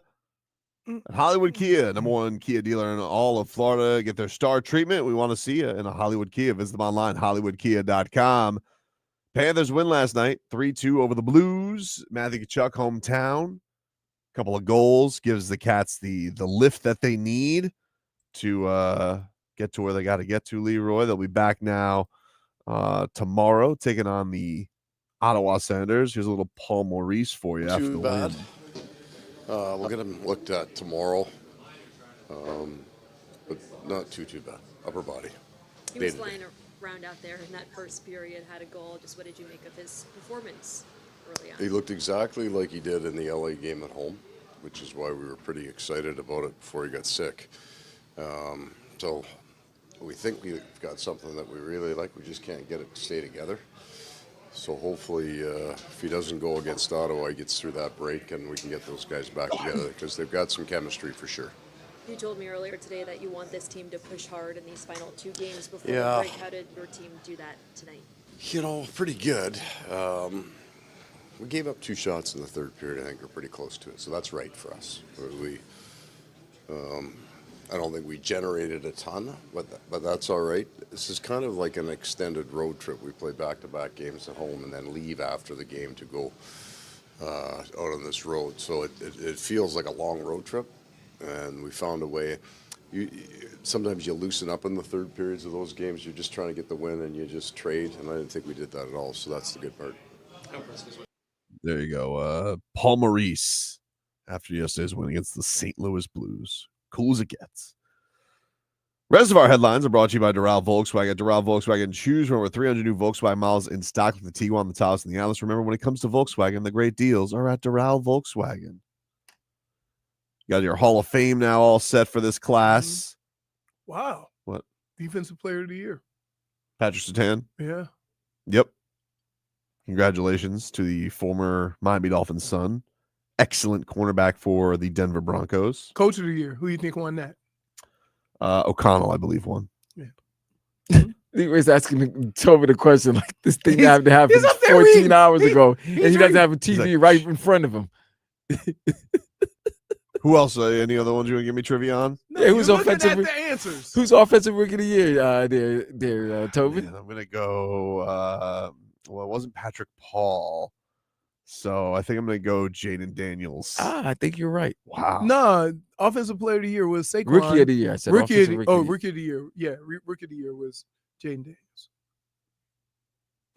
I thought he said Offensive Player of the Year. Jared Verse won Defensive Rookie of the Year. Yeah. And then did Joe Burrow, he won Comeback Player of the Year? Yes. Yeah, which he's going to win every other year because Burrow. every other year he's out, right? You're not a believer in Joe Burrow. I am. You know he's going to win it this year, right? Who? No, Tua's not going to win comeback player. I mean, he could because he missed a lot of games. He could win a Comeback Player of the Year. Good thing to shoot for. 30 rushing yards shy of most This in is a where season. you just get distracted by every graphic You're on getting television. distracted at the Friday follies of the Super Bowl media He roll. is. Come on, he's man. He's excited. He just says I'm football. excited about the game. You're getting excited about Saquon stats, not about the game. I am. Yeah. Like you're just getting. I just think. you're getting. I think. You're getting. First of deterred. all, I love when he seems like a good dude when he has success. Mhm. Right. Like I think that is great for the sport. It is great. Do you feel like this brings the running back back? Like if he, I think because this he's is very clearly he's the biggest injection of life for the Eagles. So if he Correct. comes back, I know he's a unicorn in some ways, but if he's that kind of a difference, maybe this brings the running back all the way back. here's the deal, and I've Oh, they said backed. I don't know. wait, I've said this to you now for the last few years. Mhm. The only teams complaining about we don't need a running back are the teams that don't Here's have what I would one. say though. There was The a time. teams that have one are ecstatic. Cool, but here's the thing: is Wow. somebody really going? When you say cool, that seems very dismissive. because you're saying things that I know you've said. I'm trying to give you a counterpoint to this, okay? And the last time I did, I boxed you in. The last time that we got. Don't be setting the parameters. No, of I'm your going to tell you. comments. We got a little willy-nilly. Remember when Todd Gurley, Zeke Elliott, all these guys were getting their big contracts, and then they all fell off a cliff. They did. And so now I'm wondering, do you feel like if Saquon does it, does it give a new mentality, or are people going to be like, Todd Gurley? No, I'm going to say, looks like the teams that go far in the playoffs are the teams that can run the ball. Not answering me. You're not. You're. I don't know. Here, I'm saying, the will star standard- running backs get paid again? Like there was a point where they're having lower. They're the only franchise tag that goes down. Right. Nobody pays them. I would say. I'm saying, do you think if Saquon does what Saquon does, he's upholding? Remember when they were having Zoom meetings because like people weren't paying running backs enough? I think Saquon, and there's a few elite running backs that will get paid. Toby, you answered your question. But you're not just going to pay anybody Toby, who plays the position. You answered your question. Mm-hmm. You did answer your question. Yes, they're going to get paid. I don't know. Because here's what happened. You Wait, did make a great point. Look You at made, Saquon. No. And Brett, look at that's what I was about to say. Derrick Henry, and they're going to be more teams competing for guys like that, which means they're going to get paid. And forget those two. Let's not forget Josh Jacobs. Let's not forget J.K. Dobbins, what he did for the Chargers. There was a lot of running backs who left their teams that they want to give them money. Yeah, but J.K. Dobbins had a gazillion injuries. Right. I'm saying, like, when he gets to the point of being paid, are they going to pay their running backs and keep them as franchise but what players? did Josh Jacobs, Derrick Henry, and Saquon Barkley do? What do you mean? What did they do? They left the organizations that they want to give them the bag. Right. They got the bag in a different organization. Derrick Henry did get paid once. Yeah, but he wanted to get paid again, and they didn't want to give him the money. And look what happened. Look what he did for Baltimore. 1,800 yards. It's not Baltimore's fault that they didn't use him. Look at what Saquon did for the Eagles. The Eagles hated each other last season. He comes in and he hides all their marks and warts that Jalen Hurts might have. You could win games throwing for 130 yards when you have Saquon. Right. I mean, look at Cook with Buffalo. That's how it allows. Listen, if you have a running game, your quarterback don't need to throw for 300. Right. And so we sit back and look at all these quarterbacks having these great numbers and these big numbers when the most success that they can all have is centered around whether they have a running game or not. So, like, who would be the next guy? Gibbs? I mean, you're kind of. Gibbs got. Oh, let's see. No, Gibbs got an extension. I don't know if it's Gibbs because I'm talking about. I'm talking about like guys who in December. You can pound the ball with them. You know, Saquon's, the Derrick Henrys, the Josh Jacobs. So a lot of these guys you keep naming the same three. I'm talking about the next guy who's up. Like, will James Cook get paid, banked out? No, because he's like a scat back. That's what I'm saying. He does like.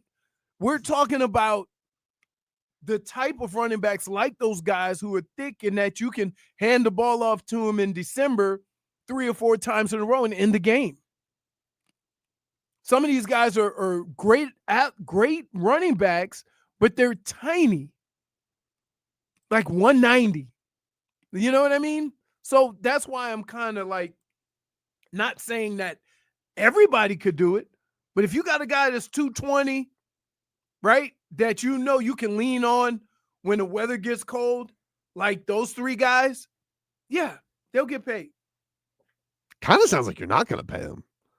Not going to pay who? Well, you keep listening to the same 3 guys. Then because I'm looking for. Well, I'm telling you, I'm looking for a certain type. Right? Listen. The Dolphins have a whole bunch of running backs like those guys. But if it's 4 minutes left to go in the game and you need to win the game and you got to run the football with a big bruiser, the Dolphins don't have that. I understand they don't. Okay. So you're not paying Devon Achane when it comes time. I'm not paying him like I'm paying the other 3 guys. Interesting. Why? You think he should get paid? Paid? You think he should get paid like Saquon, Derrick Henry, and Josh Jacobs? I didn't say that. I didn't say that. But what I'm saying why I is, keep if you're mentioning saying those it's so names. important for every team to have one, and teams keep devaluing They just don't have those guys. Those guys don't come around. I told you a long time ago, the only people complaining about we can get a running game anywhere are the people that don't have a running game.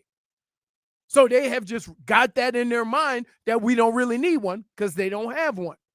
The teams that had running backs always emphasize running the football. You're anti-running back, dude. Huh? You're anti-running back. You don't want to see. How did you get that from what I'm saying? You don't want them paid. Wait, no. How are you getting that from what I'm saying? You're still shook by Todd Gurley. No. How are you getting? No, I'm not shook by Todd. You're giving it to I don't like 3 guys. Hold on. I don't understand what you're saying. I just told you what I'm saying. No, I'm not saying that. I told you I'm not saying that. You're saying there's 3 type of guys that you would go with. Just because your contract is up doesn't mean you should get paid like the elite running backs. That's why I keep mentioning the 3 names. And I tell you why those names are the guys get paid. Hold on. It's a state of a position, right? No, it's not. Yes, it is. You have to be also have the ability to do what those guys do. Hold on. On the other side of it, most big-time receivers, when their time comes up to get paid, they get paid. Receiver is different. Because you can have a different body type and still be successful at that position, right? You have little fast guys, you have tall dominant guys. At wide receiver, there's a lot of different body types. But no organization ever really questions paying a guy. What do you mean?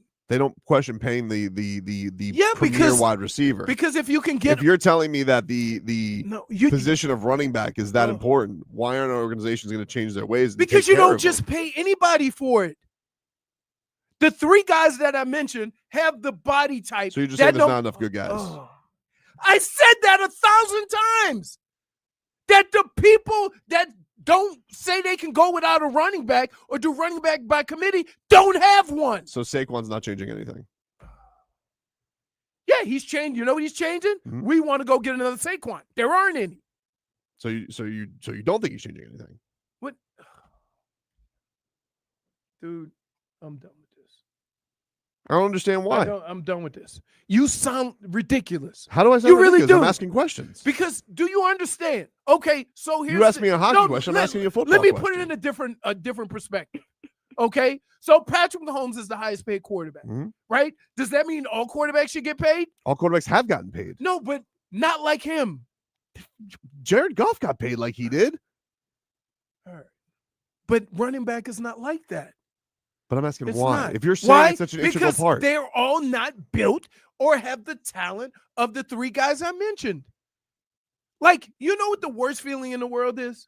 The worst feeling in the world is going into December, going up to Buffalo, and there's 4 minutes left to go in the game, and you need a big offensive line to pound out a first down to win the game, and you look behind you and you got a 180-pound running back.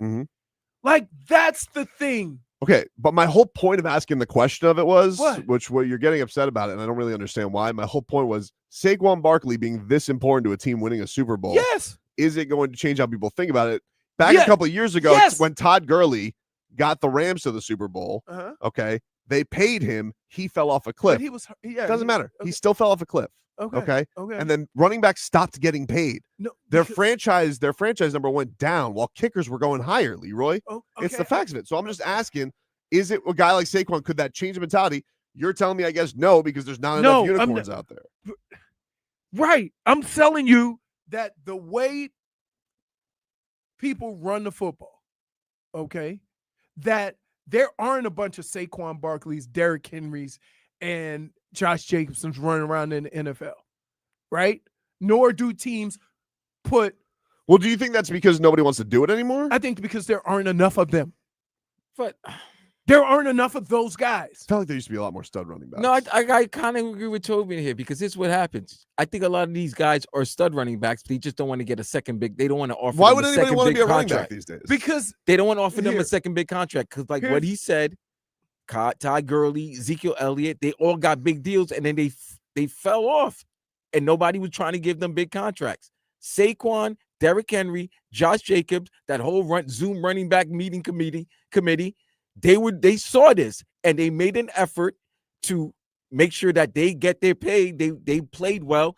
They got their bag, and you saw the success. Look what happened this year. But here's the other thing you have to understand of how football works. Football is very cyclical in that these teams and these offensive teams are now seeing the success of the quarterbacks are having that have a valid running game behind them and that have a valid offensive line. And so now that'll all like adjust and they'll all start getting to kind of that thing to where they're going to make a conscious effort to run the football. And that's going to help your star quarterback. It's just like with wide receiver, a certain body type of wide receiver, that changes. And it's then look. So it sounds like you do agree. 10 years ago, if you had a mobile quarterback, he was the anti-quarterback. Mm-hmm. Now, everybody wants a mobile quarterback. Well, if you're saying it's cyclical, that means that it is going to get back to no. Here's what. It sounds like you do agree with me. No, I'm. All right, goodbye. Dude, What? Do you understand? Okay. In order for that to be effective, you have to have 15 Saquon Barkleys, but only 2 getting paid. Dude, I'm saying, we're talking about the players. I'm not talking about next. Okay, I'm not talking about next People year, would pay running backs if they had enough of them that ran the ball like those guys. That's kind of my point, though. And you keep you're like agreeing. I'm not saying like next year. I said the reason why running backs aren't getting paid is because there aren't enough of them. Okay, if Saquon is a position, if he has a performance like this, and he's the difference of a team making the Super Bowl, can that revitalize the position? You have that at a lot of positions. What? So, for example, if I go to who's the Russian Chris Jones, right? Everybody don't get paid like Chris Jones because everybody don't perform like Chris Jones. A lot of rush ends, one of premium positions. Everybody's money is going up. Running backs is not. Because dude, right now, you can name me 5 running backs in the NFL. Five running backs out of 30. I'm asking if something that he does, a performance like this, could inspire. Yes, it's going to make people go look for more of him. Just like it happens at every position.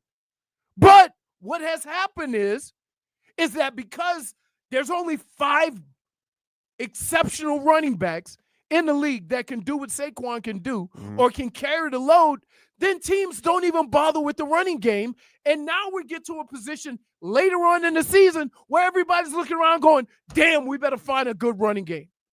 So will it change the way people think about offensive football? Yes, Saquon will do that. Will they try to find somebody that can do some of the things that Saquon does? Yes. But will they find another Saquon?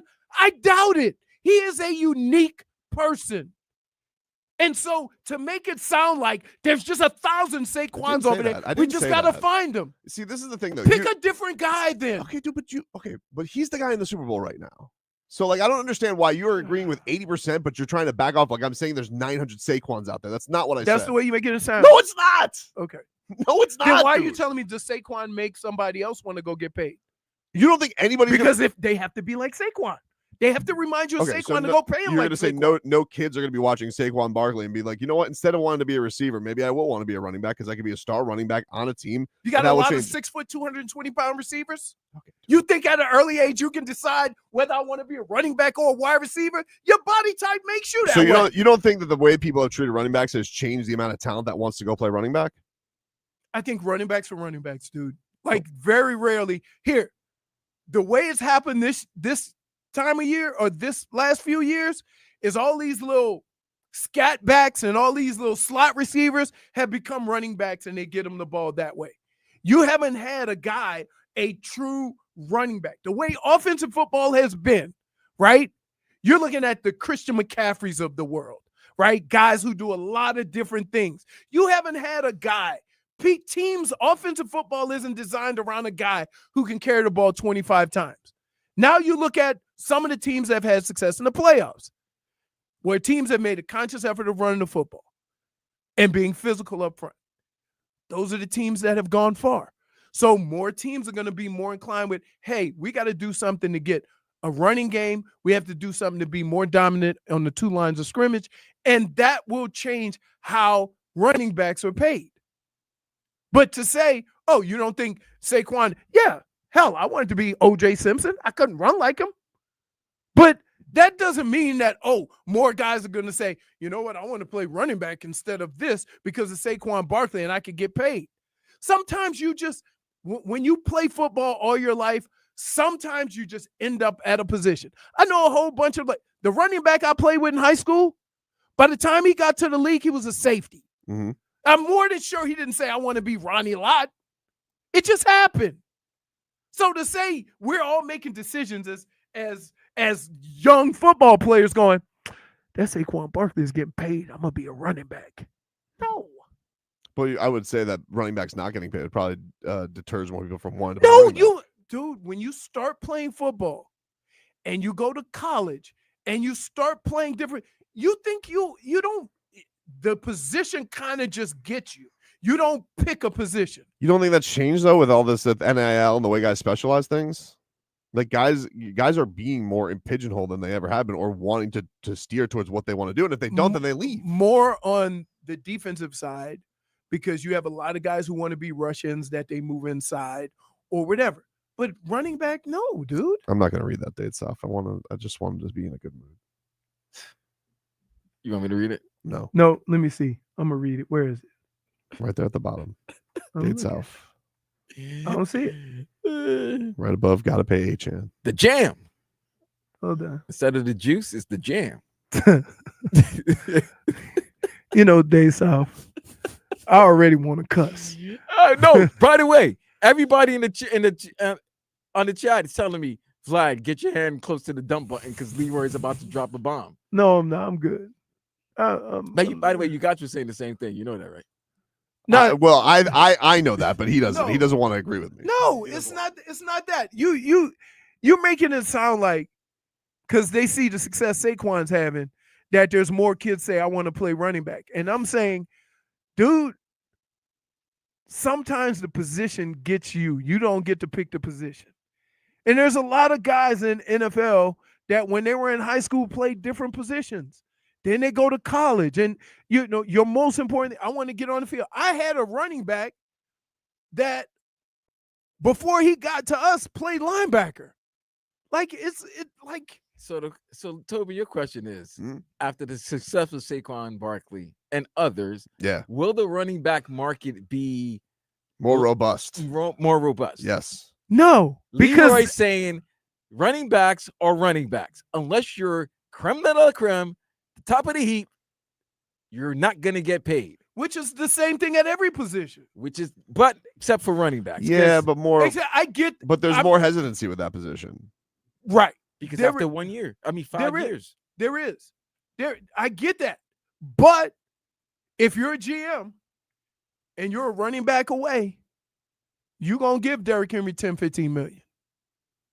You're going to give Saquon because you're that close, and all you need is a viable running back. Didn't just give him 15 million. He got told to go to the Eagles. No. I'm talking about Derrick Henry got it. 12. He only had 12. You got 12. Yeah, that's 10, not a lot. I said that's in between 10 and 15, isn't it? Yeah. Okay, thank you. Yeah. But yeah, and fairness to the stupid Giants, the owner asked, "Are we sure we want to let this guy leave? He seems really good." Len says, listening on delay. Love the running back conversation. I love when Leroy gets all wound up. LOL. Oh, Tobin was doing it. Was a master class of Tobinism by him right there. You were, yeah. It's the LOL for me at the end. LOL. You were about to lose it, man. No, we gotta take a break. You know what? I think you both need a Celsius and to hug it out, and then we'll be. No. Gonna hug you? No, you're like a porcupine. No, let him hug you. Come on, man. Hug it out. Come on, two brothers, hug it out. No. I really wasn't disagreeing with him. I agreed on most of his points. No, you just sound ridiculous. You just wanted one question answered. You just sound ridiculous. No, you really do. It was a simple question. I think we're gonna have more Saquons and more Shohei Otanis. Yep. What you think anybody could be Shohei Ohtani? Wait, we're gonna have friends. That's here. No. I agree with Let me say, here's the difference between a guy who didn't play a sport and a guy who did. And I'm gonna tell you this firsthand. I can see the uniqueness of an athlete. He thinks we can just get more of them. We can.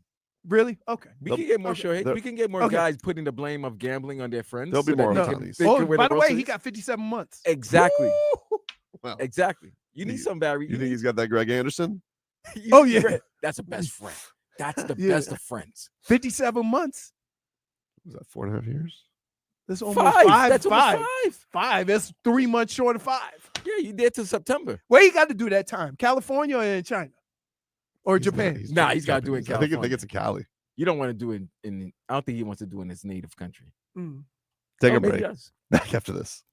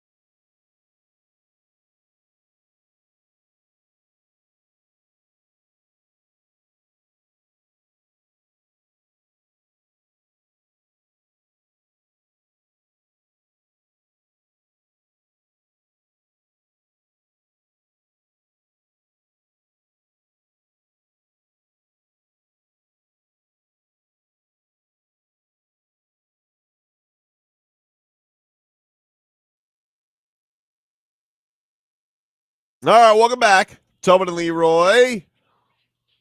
Can we get a weather update, Leroy, from the Demesman and Dover Law Firm? Your accidentattorneys.com. Free consultations 24/7. Call them at 866-954-MORE.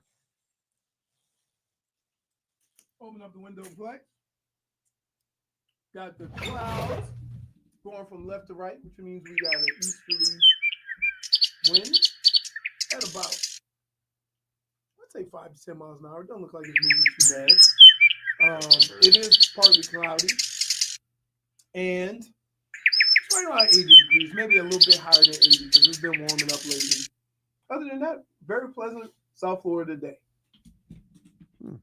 There you go. He's like, oh, how do you do, Vlad? Well, he is right. It is 80 degrees. It's getting soupy. And the winds are blowing east. Yar. 8 miles wind. The good news is that for the last 2 Super Bowls have been chilly. Well, yes, last year was in Vegas.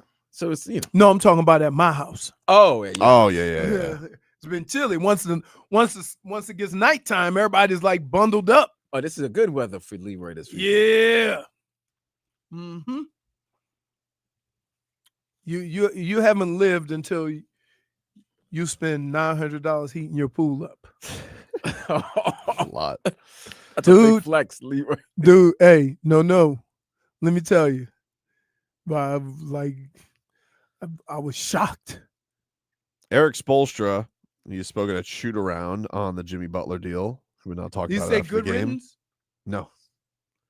It's from Ira Winderman. Eric Spoelstra on the Butler deal. Quote, I don't have to understand how we got to this point. Says he will treasure indelible memories with Butler. It's a big word for me, dog. Indelible. I'm like, Eric Spoelstra just dropped words. I'm like, no one's using that in regular. Nobody used that at regular. Yeah. Yeah. Jimmy Butler spoke to the media yesterday, and he said on the Miami Heat organization that he has a lot of love for the Miami Heat organization. Yesterday, when he unveiled his number 10 to the gathered media, here was Jimmy Butler. I'm straight. I don't got too many bad things to say about them. I don't. They gave me opportunity. I felt like I did my job to the highest level. I have so much respect for that organization, for the people that's running that organization, and for my former teammates. And I'm always wish them the best. When March comes around, we need that like we need everything else. Before y'all even ask, we take dubs they can get around here. But I got a lot of love for a lot of people over there in that organization, and I just want them to know that I'm very grateful for the relationships that I have built and that I'll keep for a lifetime. 60 million, baby. Hey. That's what that sounds like. A guy that got 60 million. Mm-hmm. Wow, you give him LaMarcos, huh? He said he got his joy back.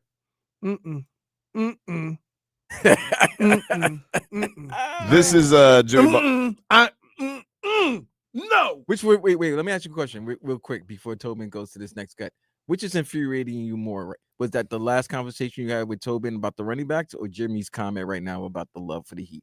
Jimmy's comments. Okay. See, Tobin? Yep. Because good now. Because no matter how mad I get at Tobin, we laugh about it. I ain't gonna never shoot a one-legged 3 on the show. This was Jimmy Butler on what made him want to leave Miami.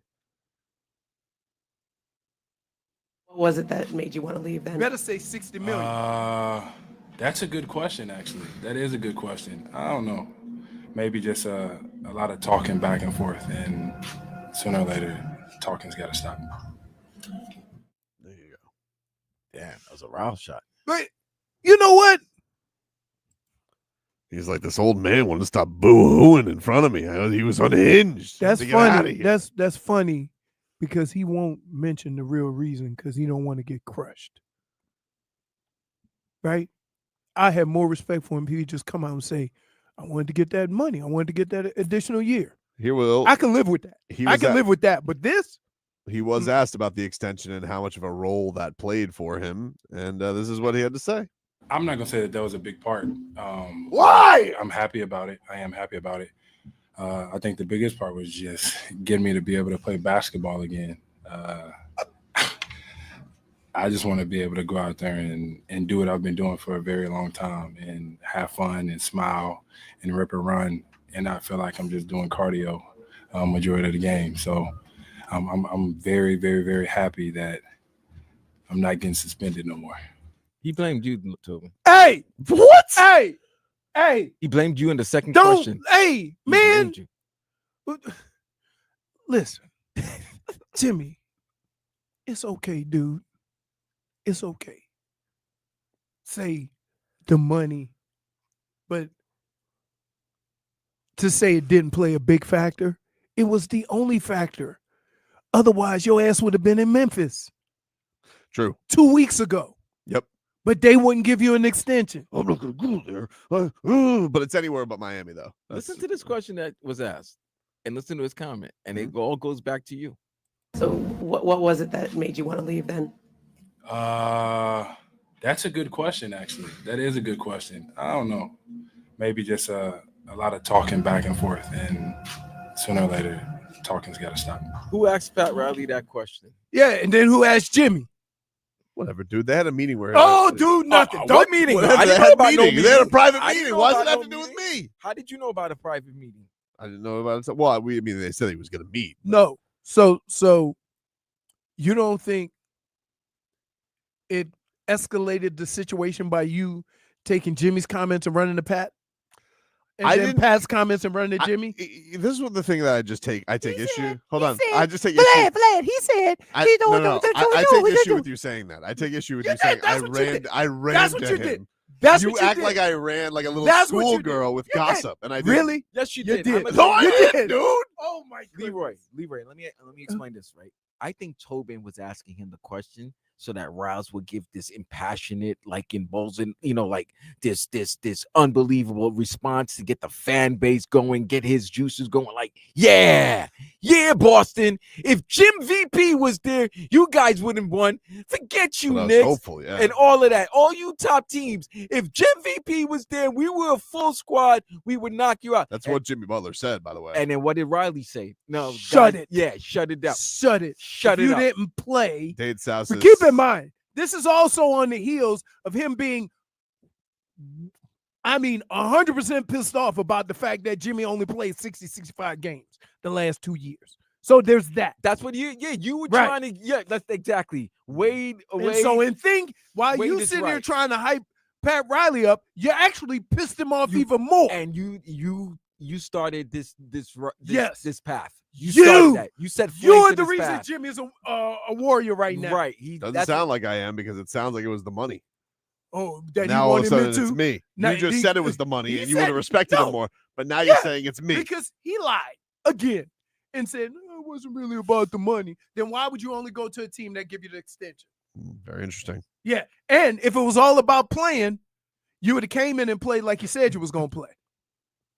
Damn, Tobin. What? They said, Jarrell said, Tobin, you quiet. When people blame Pat and Jimmy, but you are human gasoline. I'm not Yes. human Yes, gasoline. you are. You're kerosene, Dude, I'm B. telling you. I'm not human gasoline. I'm telling you right now.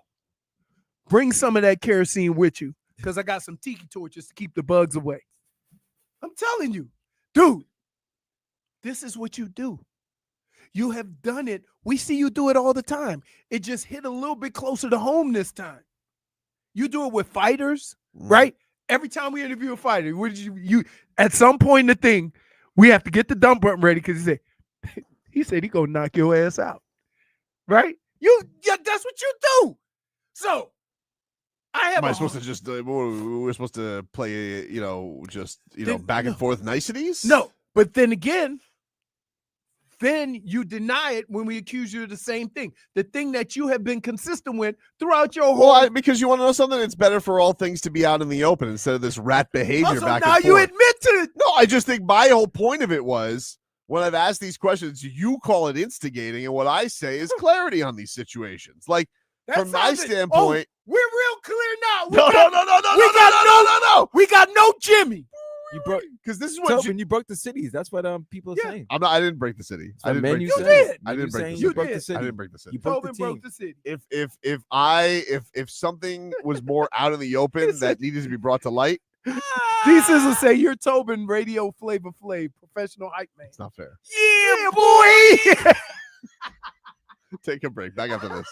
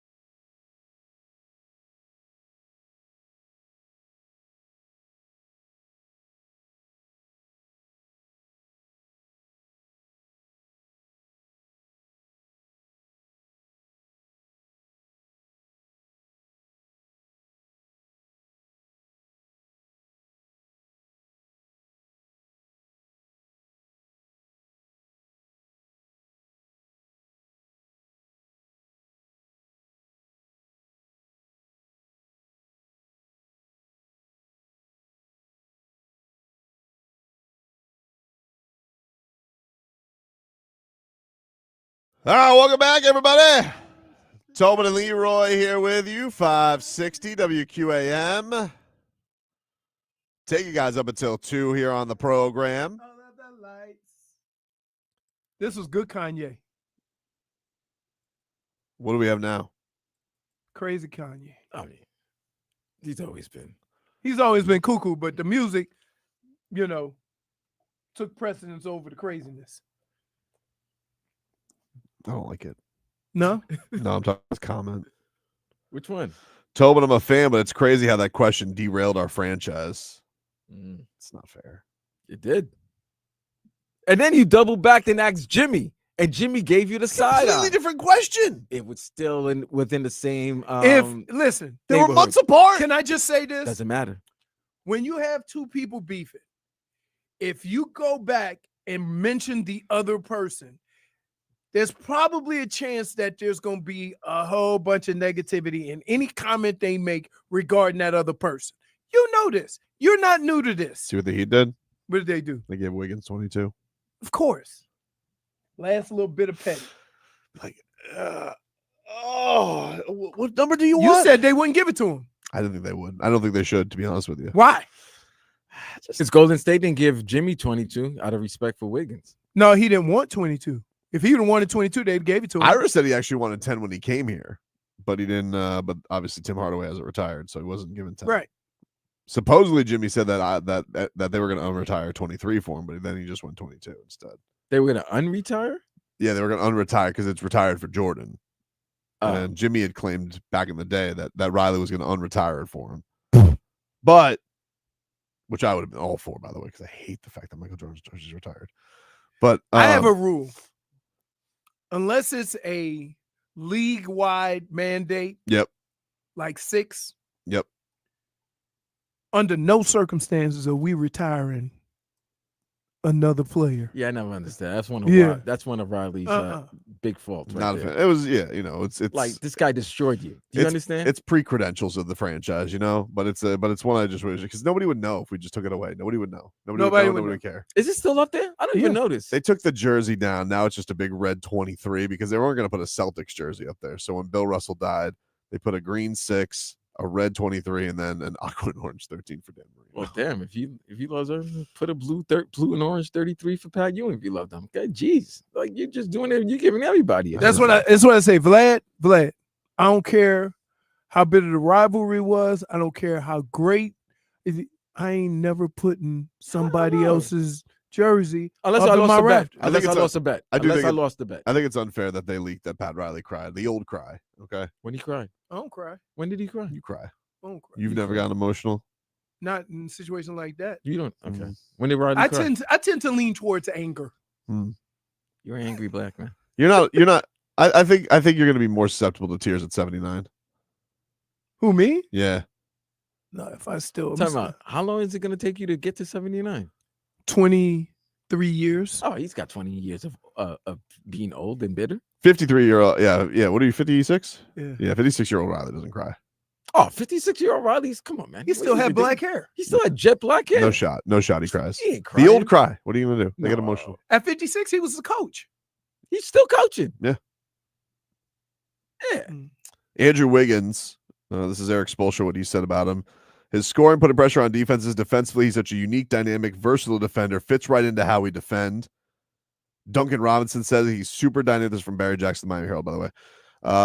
Duncan Robinson said he's a super dynamic player. Defensively, as someone who's guarded me in the past, his ability to get deflections, his athleticism, and length are really unique. Offensively, he has an ability to play with the ball, off the ball, cut, offensive rebound, all sorts of things. He's going to be fun to play with. Bam Adebayo says his athleticism stands out. Somebody who's a champion. He knows what it takes to get there. Tyler Hero says, quote, he's obviously a top-tier defender. His length, athleticism, offensively a great guy who can catch and shoot, cut and play make with the ball in his hands. He can do a little bit of everything and will help our offense a lot. Question is, he's Canadian, right? He is Canadian. Okay. He is also known as Maple Jordan. Maple Jordan. Or Air Canada. No, that's Vince. That's Vinsanity. Oh, really? Yes. I saw it's on his Basketball Reference. Who? Wiggins. That's not his name. I think Vince. I think Vince. No, hold on. I think Vince lost that because he stabbed the Raptors in the back. Maybe he has it back now, but there was some bad blood there, so I think they stripped. I don't care. It's still known as no. Absolutely not. You think of Vince Carter? Half man, half amazing. Tape counted in the back, dude. Happened. We got Canadian Michael Jordan. Yep. You think he's gonna hang out at Haulover Beach? Is he a nudist? I mean, it's a lot of Canadians out there. Oh, just in Hollandale in general. Just yeah, but definitely on the beach. You think he's gonna go support the Maple Leafs when they play the Panthers? No, you can't. I don't think he's not into hockey. No, I don't think. Yeah, Raptors just retired Carter's jersey. Remember, it took an hour and a half halftime. No, that was that was his Nets retirement. That took I don't know how long the Raptors one did. Oh, but I'm just telling you, just like there was with Jimmy, there was bad blood with Vince Carter when he left. No, wait a minute. When they retired Vince Carter, wasn't that the night that Drake would try to fight DeMar DeRozan? I think it was. Yeah, okay. I think it was because you just got in the Hall of Fame, right? Just this past summer. Usually, once you go in the Hall of Fame, that's when they put you in the Raptors. Bad year for Drake. It's been a tough one. It's not been a great look for him. Yeah, I would say athletes ain't trying to get on to be on your album. Oh, stop trying to be in our arenas. It is an interesting thing though, because like the Heat have been in this position with this whole Jimmy thing this year. They've essentially not played 2 months without him, so you basically get an addition for nothing. Pretty much you're adding to your current. You're roster. just you didn't, and lose. You're adding a guy is going to play and fit in. Right, and fit in. And by the way, I mean, like, he must be a great guy because every one of the Warriors are crying about him losing him. Yeah. I mean, he went through things. They loved him in San Francisco. Loved him there. Yeah, he went through things in San Francisco that the average man would not go through and was able to perform and help them win a championship. And there was a lot of craziness going on in his private life. Oh, yeah. What happened in his private life? A seed that might have not been his seed. Oh. Yep. Well, listen, he was great in that finals. Yeah, he could have won finals MVP. He could have won finals MVP. He definitely got that has, Caleb Martin. I would say this. He definitely has the temperament. Now that we're honest, though, can we say something? Oh, Caleb Martin should have won it. Caleb Martin, he should have won the I knew He should have won it. He should have won it. I mean, if we're honest about it. We're sitting here. If we're being honest, Caleb Martin deserved that trophy. Hey, by the way, so he can never talk about people being petty, What right? are you talking about, dude? I'm not saying Jimmy wasn't good in that series, dude, but Caleb Martin was the MVP of that series. Can I just say, if I have ever, over the past 2 years, would have even suggested that? No, that's not fair. That's not fair. You know what he would have said? Wait, you know what he would have said? You just don't like Jimmy. That's not true. You did say that. I said it. I said Caleb Martin deserved that trophy. I said that Caleb Martin deserved that trophy, and you were like, no. I don't think I did that. Yes, you did. You were like, no. Dude, you're Jim the worst. Jim VP. You're the worst. You are the worst. Why you gotta lie? At least keep it real. Caleb Martin was awesome in that series. Yeah, but you weren't saying that 2 years ago. You were fighting everybody to say no, Jimmy. I don't think I did. Okay. Why would I yes, fight? you did. Why would I that's be what happy you for Caleb Martin? Because now you have a whole different. I don't know. Well, the one thing I would say is people keep saying, "Oh, he carried." It's like he almost got outperformed by Caleb Martin in that series. You're the worst. You're the worst. Shout out to J. Cole, by the way, for making that happen for the Heat. Feel bad for Caleb. Now he's on the second team already. He had to know the Sixers thing wasn't going to work out, though. No, he didn't.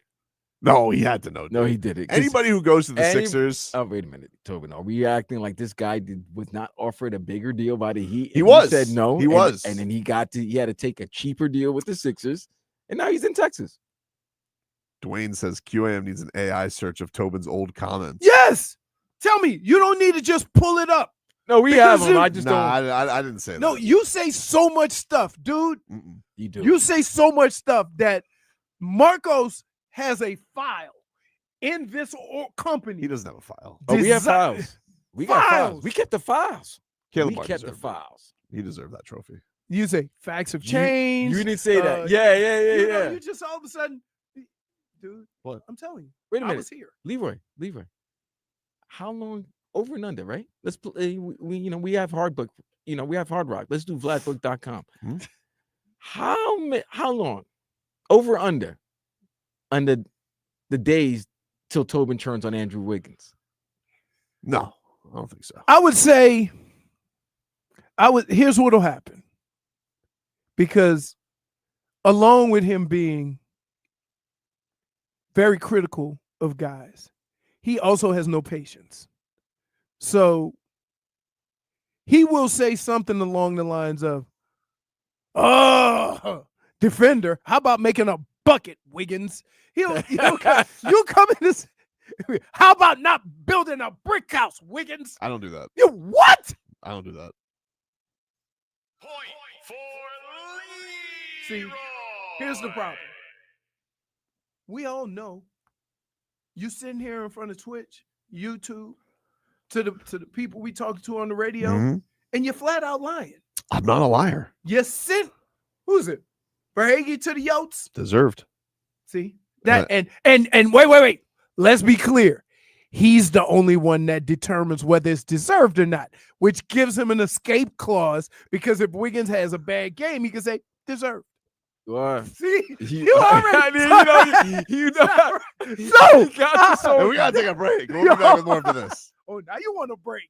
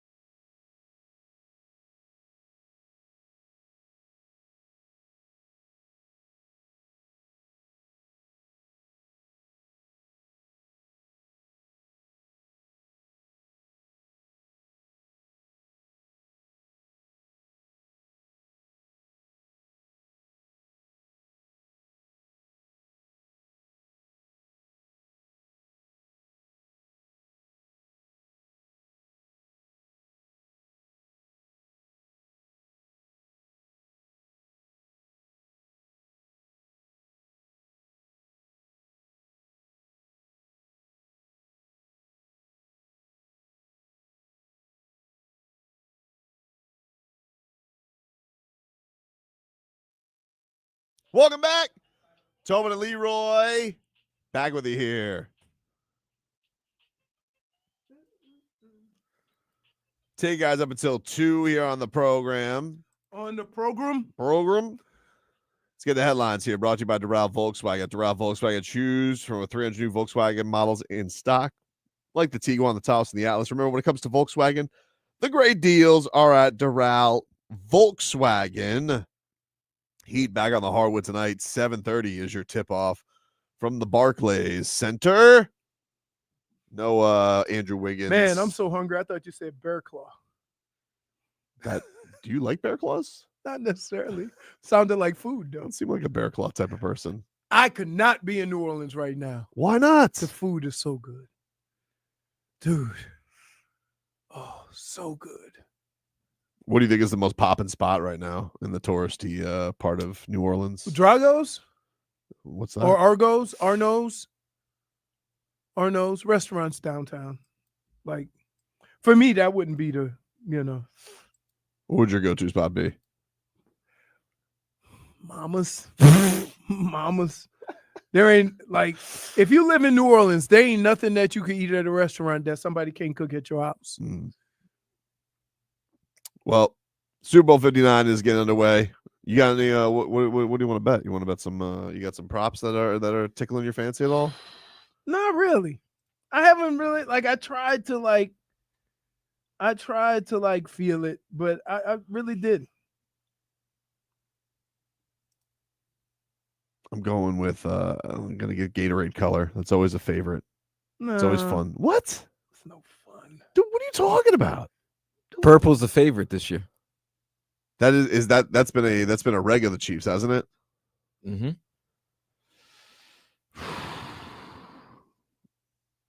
I don't know. I feel like there's got to be somebody who's got some leaked information on that though. Like somebody's got to know Benji, the equipment guy, to know what that. The number one bet people should do with prop bets is who's seen the national anthem and the over under in duration. It's going over. It always goes over. It always goes over. What, Somebody tries the national anthem? Yeah. Robbie sang it. No, but that was Demi Lovato. We had facts on it. Who's this guy who's doing it? John Batiste? Yeah. Yes. Does he typically drag things out? I mean, he's a crooner.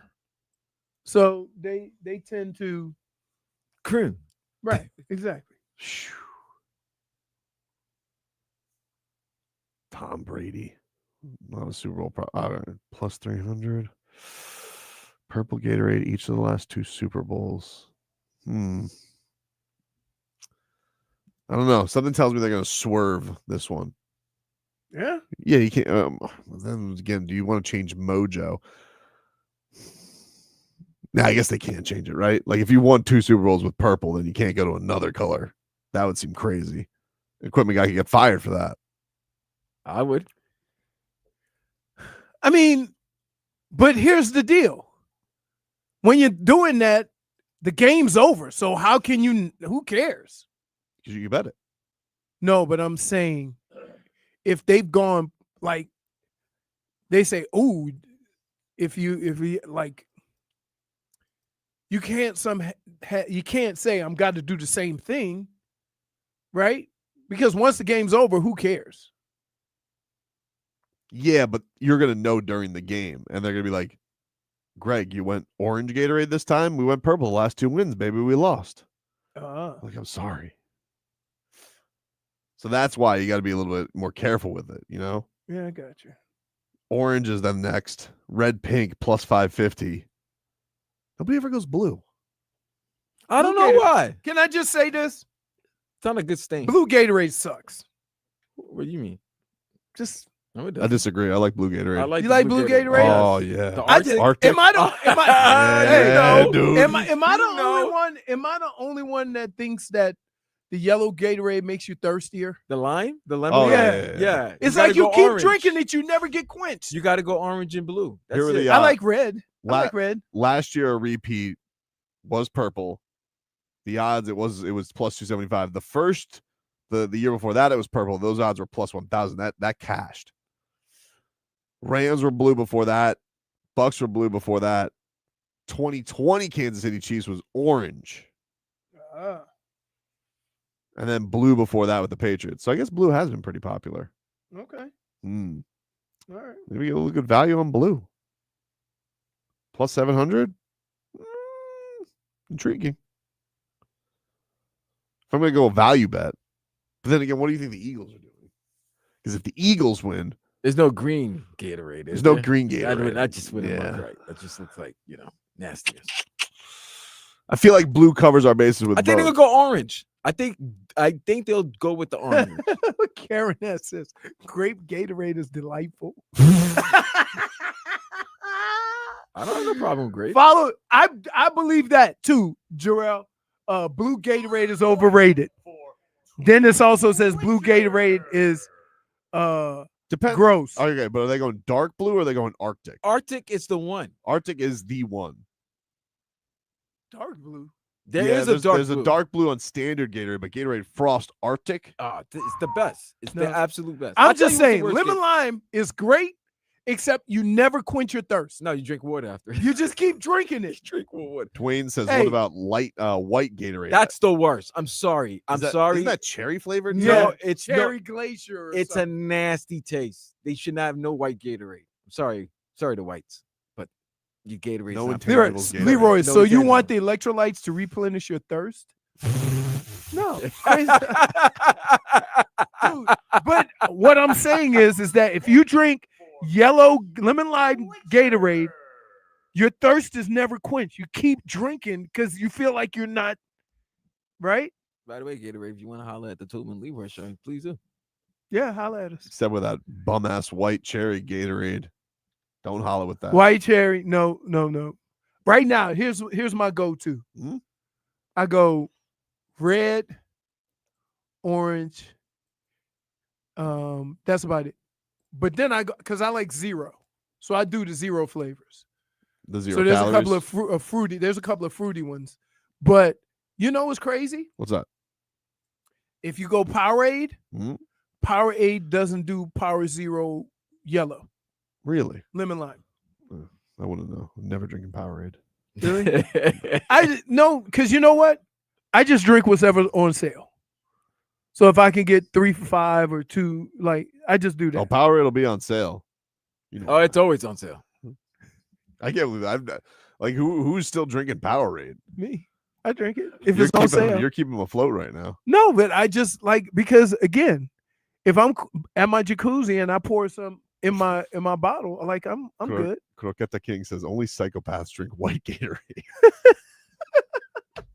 You know what it's called? It's called Glacier Cherry. Glacier No, cherry, it's yeah. it's like what is this cherry? I don't know. It's nothing. It's nothing cherry about it. Take a break. 15 minutes of heat is next.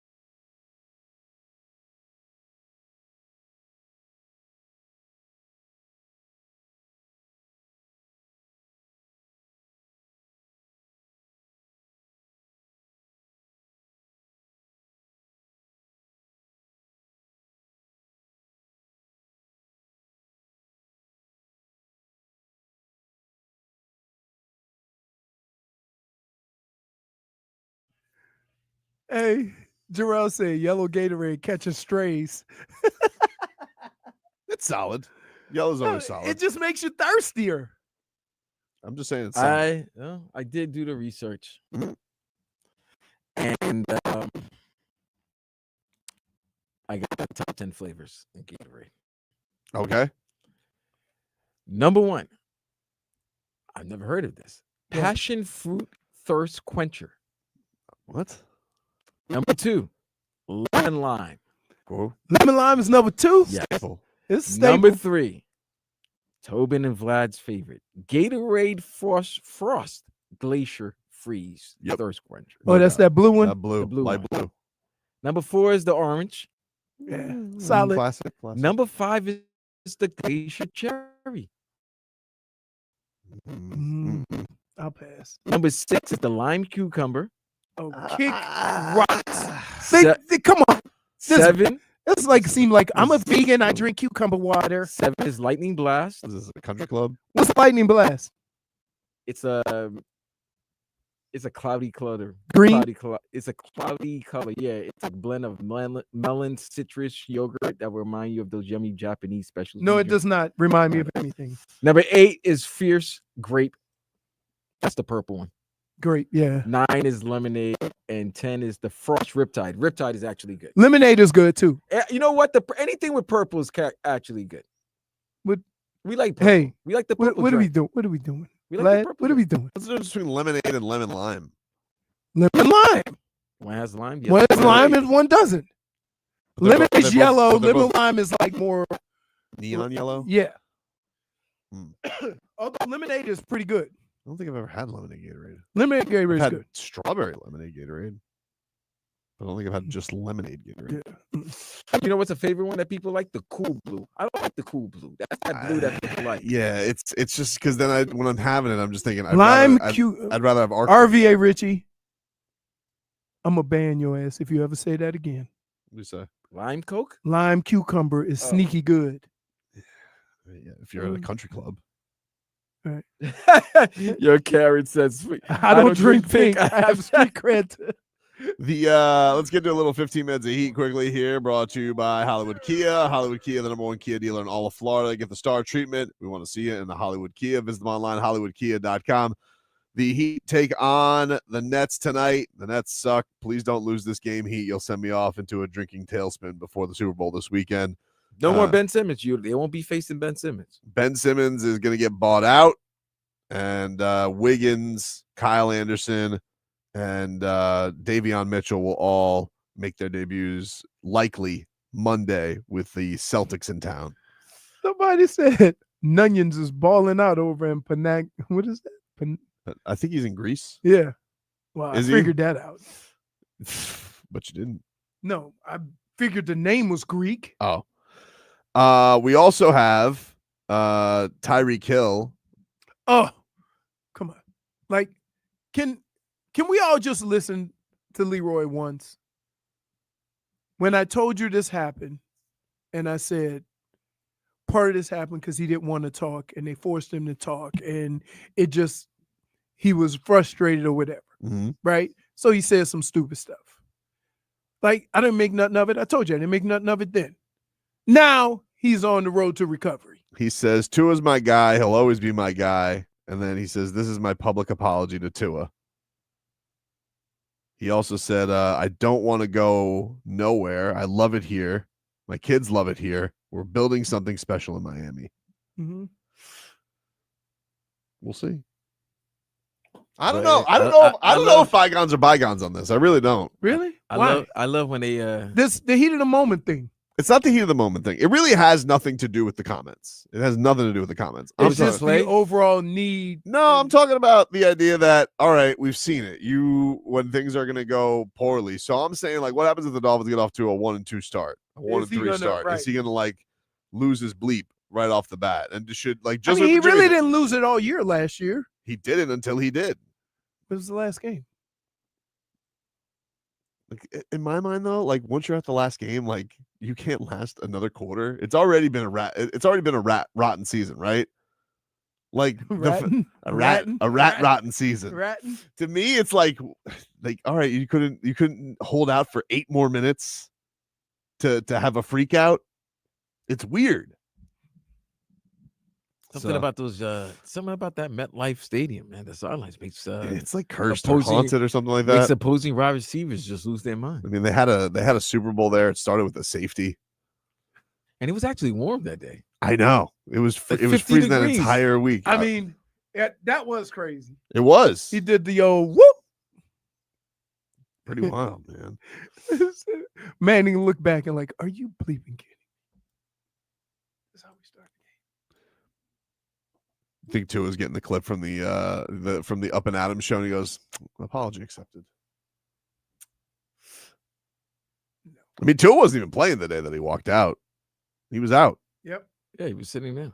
He was with he had the hip injury. So is the hip all right? Anywhere? I don't know. Somebody said he realized he was about to get traded for Myles Garrett. Oh no, that would be dumb by 2 teams. I guess 2 teams making dumb moves against. Would that be a dumb move? Yeah. It feels like it's only dumb on one side. Because one doesn't have a quarterback, and you're trading for a position that you probably really. Are you sure? I'm trading for a monster, is what I'm doing. Yeah, and it feels like this team could use more monsters. That's what Tyree said. Yeah, need more dogs. Well, that's a big dog. I would say this. I would say this. If we need more dogs, or I would say we need dogs that don't quit, and also dogs who aren't, their knees aren't going to stop functioning in the middle of a game. Oh, durable dogs. I mean, after a certain amount of time, like you get what you get. This will be Armstead's 12th year, probably. So what the hell are you expecting? Not him coming back. I thought he was done. No, let me tell you, Vlad. I'm gonna tell you how fans think. Tell me. And this is how Tobin thinks. Tobin's not a fan. Oh, he's a fan. He's a different type of fan. He ain't thinking about, whether Tehran could play or not. He not. You know what he think about? What can we get if we free up that money? That's not what I'm thinking about. What I'm going to be thinking about is if he's back, I'm going to be like, all right, let's see how long this lasts. I don't know why you would come back. From covering this team and hearing what he had to go through just to get ready, just to play a game, it's more of a hassle for him to get ready for the game than actually playing the game. I would agree with you, but I guess he's so used to it at this point. He goes, this is life now. He's used to just dialing it up, but sometimes nobody picks up on the other end when it comes to that knee. You're like, hello? Hey. Alton? Let me tell you, it's dude, it was the worst feeling I ever had in my career. Nervous. When I start cranking it up to get ready for the season, and I was still walking with a limp. And I'm thinking, some decisions have to be made. Right? Yep. I could have robbed the Vikings. I could have went and got that, Payroll bandit. Could have hit that one-legged 3. Yeah. By the way, I've seen everybody taking one-legged 3s now. No, but it's a thing. But it's also people that shoot the 3. Well, LeBron's doing it. Like if you haven't been shooting the 3 and you shoot the 3 sparingly, you probably shouldn't be trying trick 3s. No wonder Riley was crying. I mean, even Wembanyama did it, and he's 7'4". Why is he even doing it? Because he don't have to jump. He shoot those things like free throws. So let me ask you this, Tobin. Mm-hmm. When he comes March 25th? Yep. And he has a vintage Jimmy Butler performance. Mm-hmm. Are you going to be crying? No. No. Why would I be? I'm over Jimmy. Why would I cry about something that? So the whole fan base is over Jimmy. I think there's definitely going to be some petty from other parties. I'm not going to be because the first sign of petty is giving Andrew Wiggins 22. Definitely from the organization standpoint, but I do think from the organization, they put out the whole, thank you, Jimmy, yesterday for the post and all that type of stuff. Yeah, look, everybody trying to be on the right side of this, okay? But just, be done with it. Say, okay, thanks, goodbye, have a good one. No need in trying to look good, just be done with it. Like, I don't think the Heat need to go out of their way to take the high road. I don't think Jimmy needs to go and take the high road, because if you try to do that, somebody's going to lie, because they're going to try to set themselves up to look better in the situation than they actually look. So just be done with it. Stop trying to make yourself look good. We'll take a break. Got UFC 312 coming up this weekend. One woman who is fighting for the belt, Tatiana Suarez, fighting Zhang Weili for the championship. We'll talk a little fighting with her coming up next.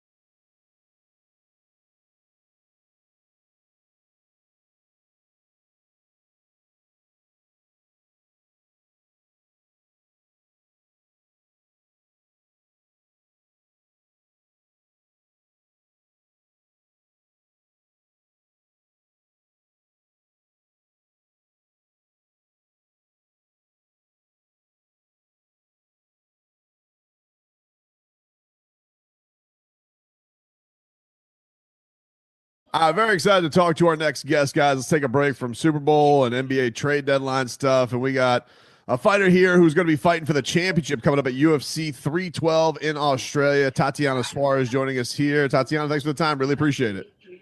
Hello, how are you? Thank Very you. good. Thank Very you for good. having me on. Are you from Miami? We are. Yeah, we're down here in Miami.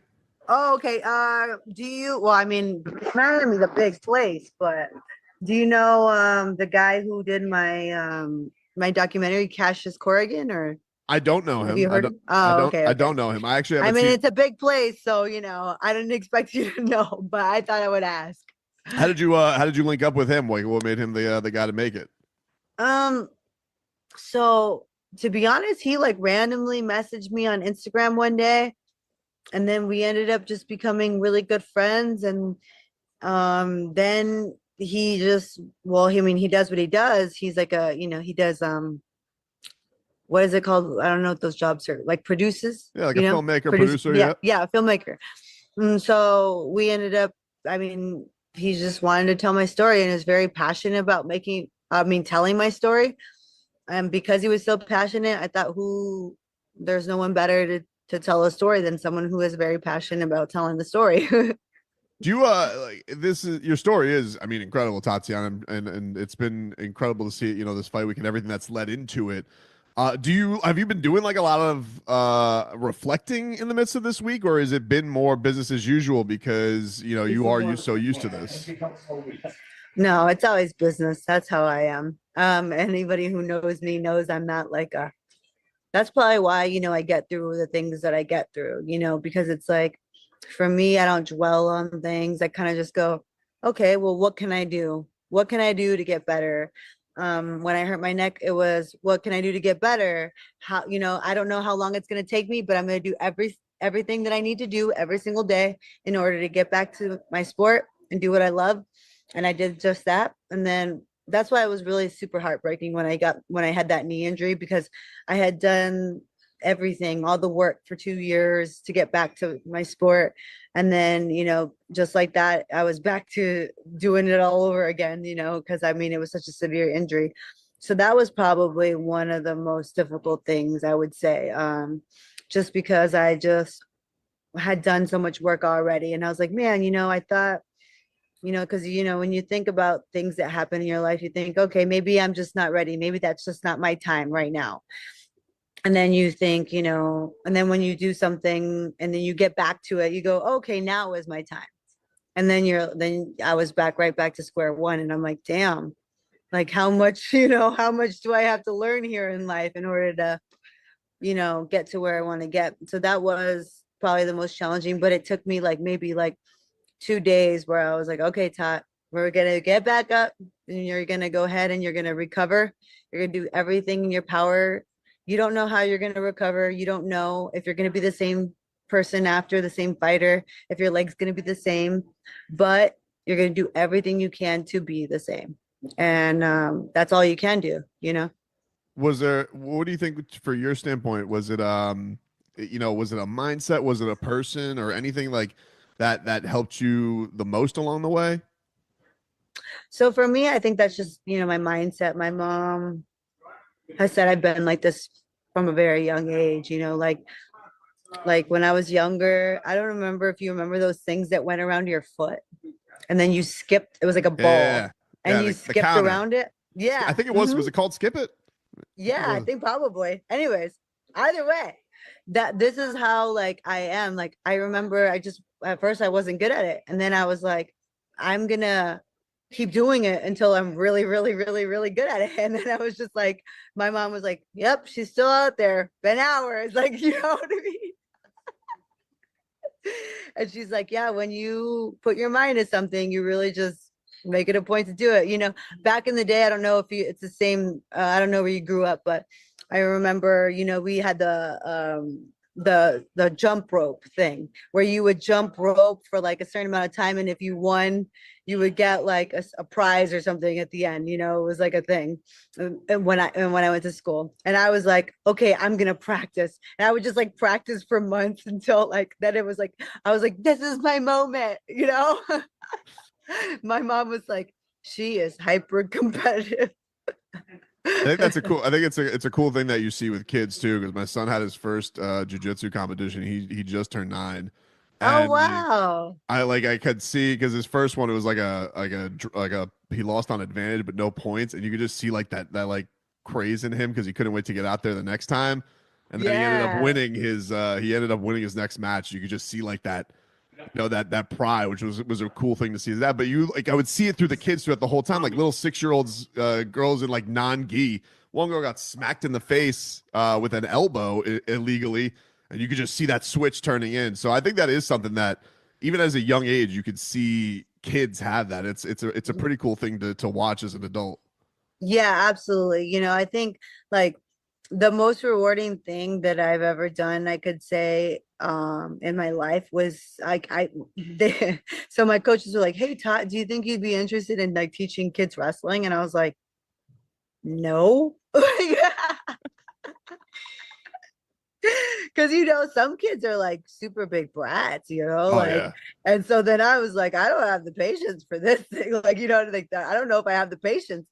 And I was like, and then I was like, well, I'll do it, and I ended up doing it. And I'll tell you, it was probably the most rewarding thing I've ever done. And I could see why my brother, started his own wrestling school, because it is super rewarding to see the difference. Like when a kid comes into the sport and a few months later, like they just grow in confidence and they just grow as people, and I think that's what wrestling taught me. I started doing competitive sports. My mom put me in every single sport there is. Like she put me in wrestling, she put me in judo, she put me in baseball, she put me in volleyball, she put me in cheer, she even put me in football. She put me in like this Mexican dancing. You know what I mean? Like my mom put me in every single sport. And I just loved wrestling so much. And then it just kind of took off. She even made me choose between judo and wrestling. And I was like, wrestling. Wow. So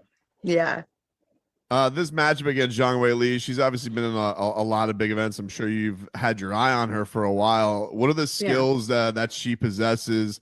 I guess did you find most intriguing to solve when you get in the cage there on Saturday night?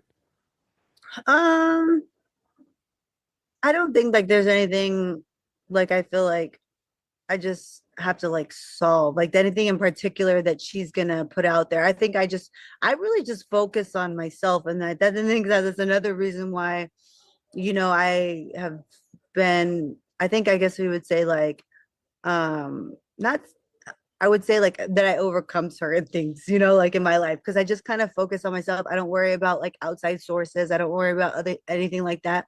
I just kind of go about my business and I take care of business all the time. So it's like for me, when I go out there, I just want to implement my game plan, focus on me, just like I do every single camp. Like people go, how did you prepare for this? And how did you prepare for that? And I'm like, well, I don't think I'm going to change it up now, because I've always just done it one way. And it's always just like me becoming the best version of myself and making sure when I get out there to do what I do best. And that's putting people on their butts and submitting them, or making them pay for being on their back. You thought about like winning it and becoming champion? Like, do you feel like that's something you're going to keep as well? Because obviously when you're on top, more people come along and they want to be there for the ride. And I'm sure that, you know what it's like to be when no one's watching, and who the people who are truly in your corner. So have you thought about like what that dealing with that success is going to be like? Yeah, I mean, I have such a strong personality. It doesn't matter like if I am 20-time world champion, I will never ever change who I am. And the people that are closest to me will be the people that are closest to me forever and ever. And because I know who was there for me when, I didn't have anybody or nothing, So for me, that's something I could say like is super strong in me. Like anybody who knows me knows I have a small circle, and it's very, very difficult to get in the circle. Just because I am like very careful about the people that I bring around me. Yeah. What is like what takes to get into the trust tree? Like what are the things you value the most? The trust tree. I value loyalty, and I just like, it's all about like like people that are genuine, people that are genuine, not there for, and I know I have a very good I think women in general have like a thing where they could just sense that people are either, fake, or they're not fake, or they're there for something else, very intuitive, I guess you would say, so that's probably because of my astrology. In Australia right now, I saw in the embedded, I think it was Dricus Duplessis had the most giant spider I've ever seen. Are you dealing with any weird wildlife over there? Have you had to encounter anything? Because Australia is kind of weird with that. Where did he see the spider? I don't know. It looked like a gym. I don't know if you guys share a gym over there or what the hell's going on, but it looked like it looked like the size of his hand. It was, and so I just assume that's what's going on because it's Australia. My God, I would freak. No. But you know what? I was pretty calm the other day when I went to the gym and there was like a big lizard in the bathroom. And I was like I saw something move and I was like, what is that? And then I was like, okay, that's a lizard. And I was like pretty calm. And I was like, Osama, is there I'm like, I think there might be a lizard in there. And he was like, oh yeah, that's the gym lizard. And I was like, what? And he like ran over and then he comes over and he's like, oh that isn't even the gym lizard. That's a different lizard. It's like, oh yeah, that's our poisonous Australian dragon, because it looks like I'm sure it's an awesome place, but wildlife wise, it looks like the scariest place on the planet. There's like the most poisonous animals, the biggest animals. And so that's one thing I'm always just fascinated if I ever went over there, just because even in Miami, we have iguanas running wild here, but none of them are dangerous. I feel like all the Australian animals come with like some kind of kit of danger. They're like, yeah, if you get pricked, you die. You're like, what? Oh man. Hey, we're looking forward to the fight this week. UFC 312, watching Tatiana Suarez taking on Zhang Weili for the strawweight championship. Thanks so much for the time. Really appreciate it. Thank you so much. I appreciate you.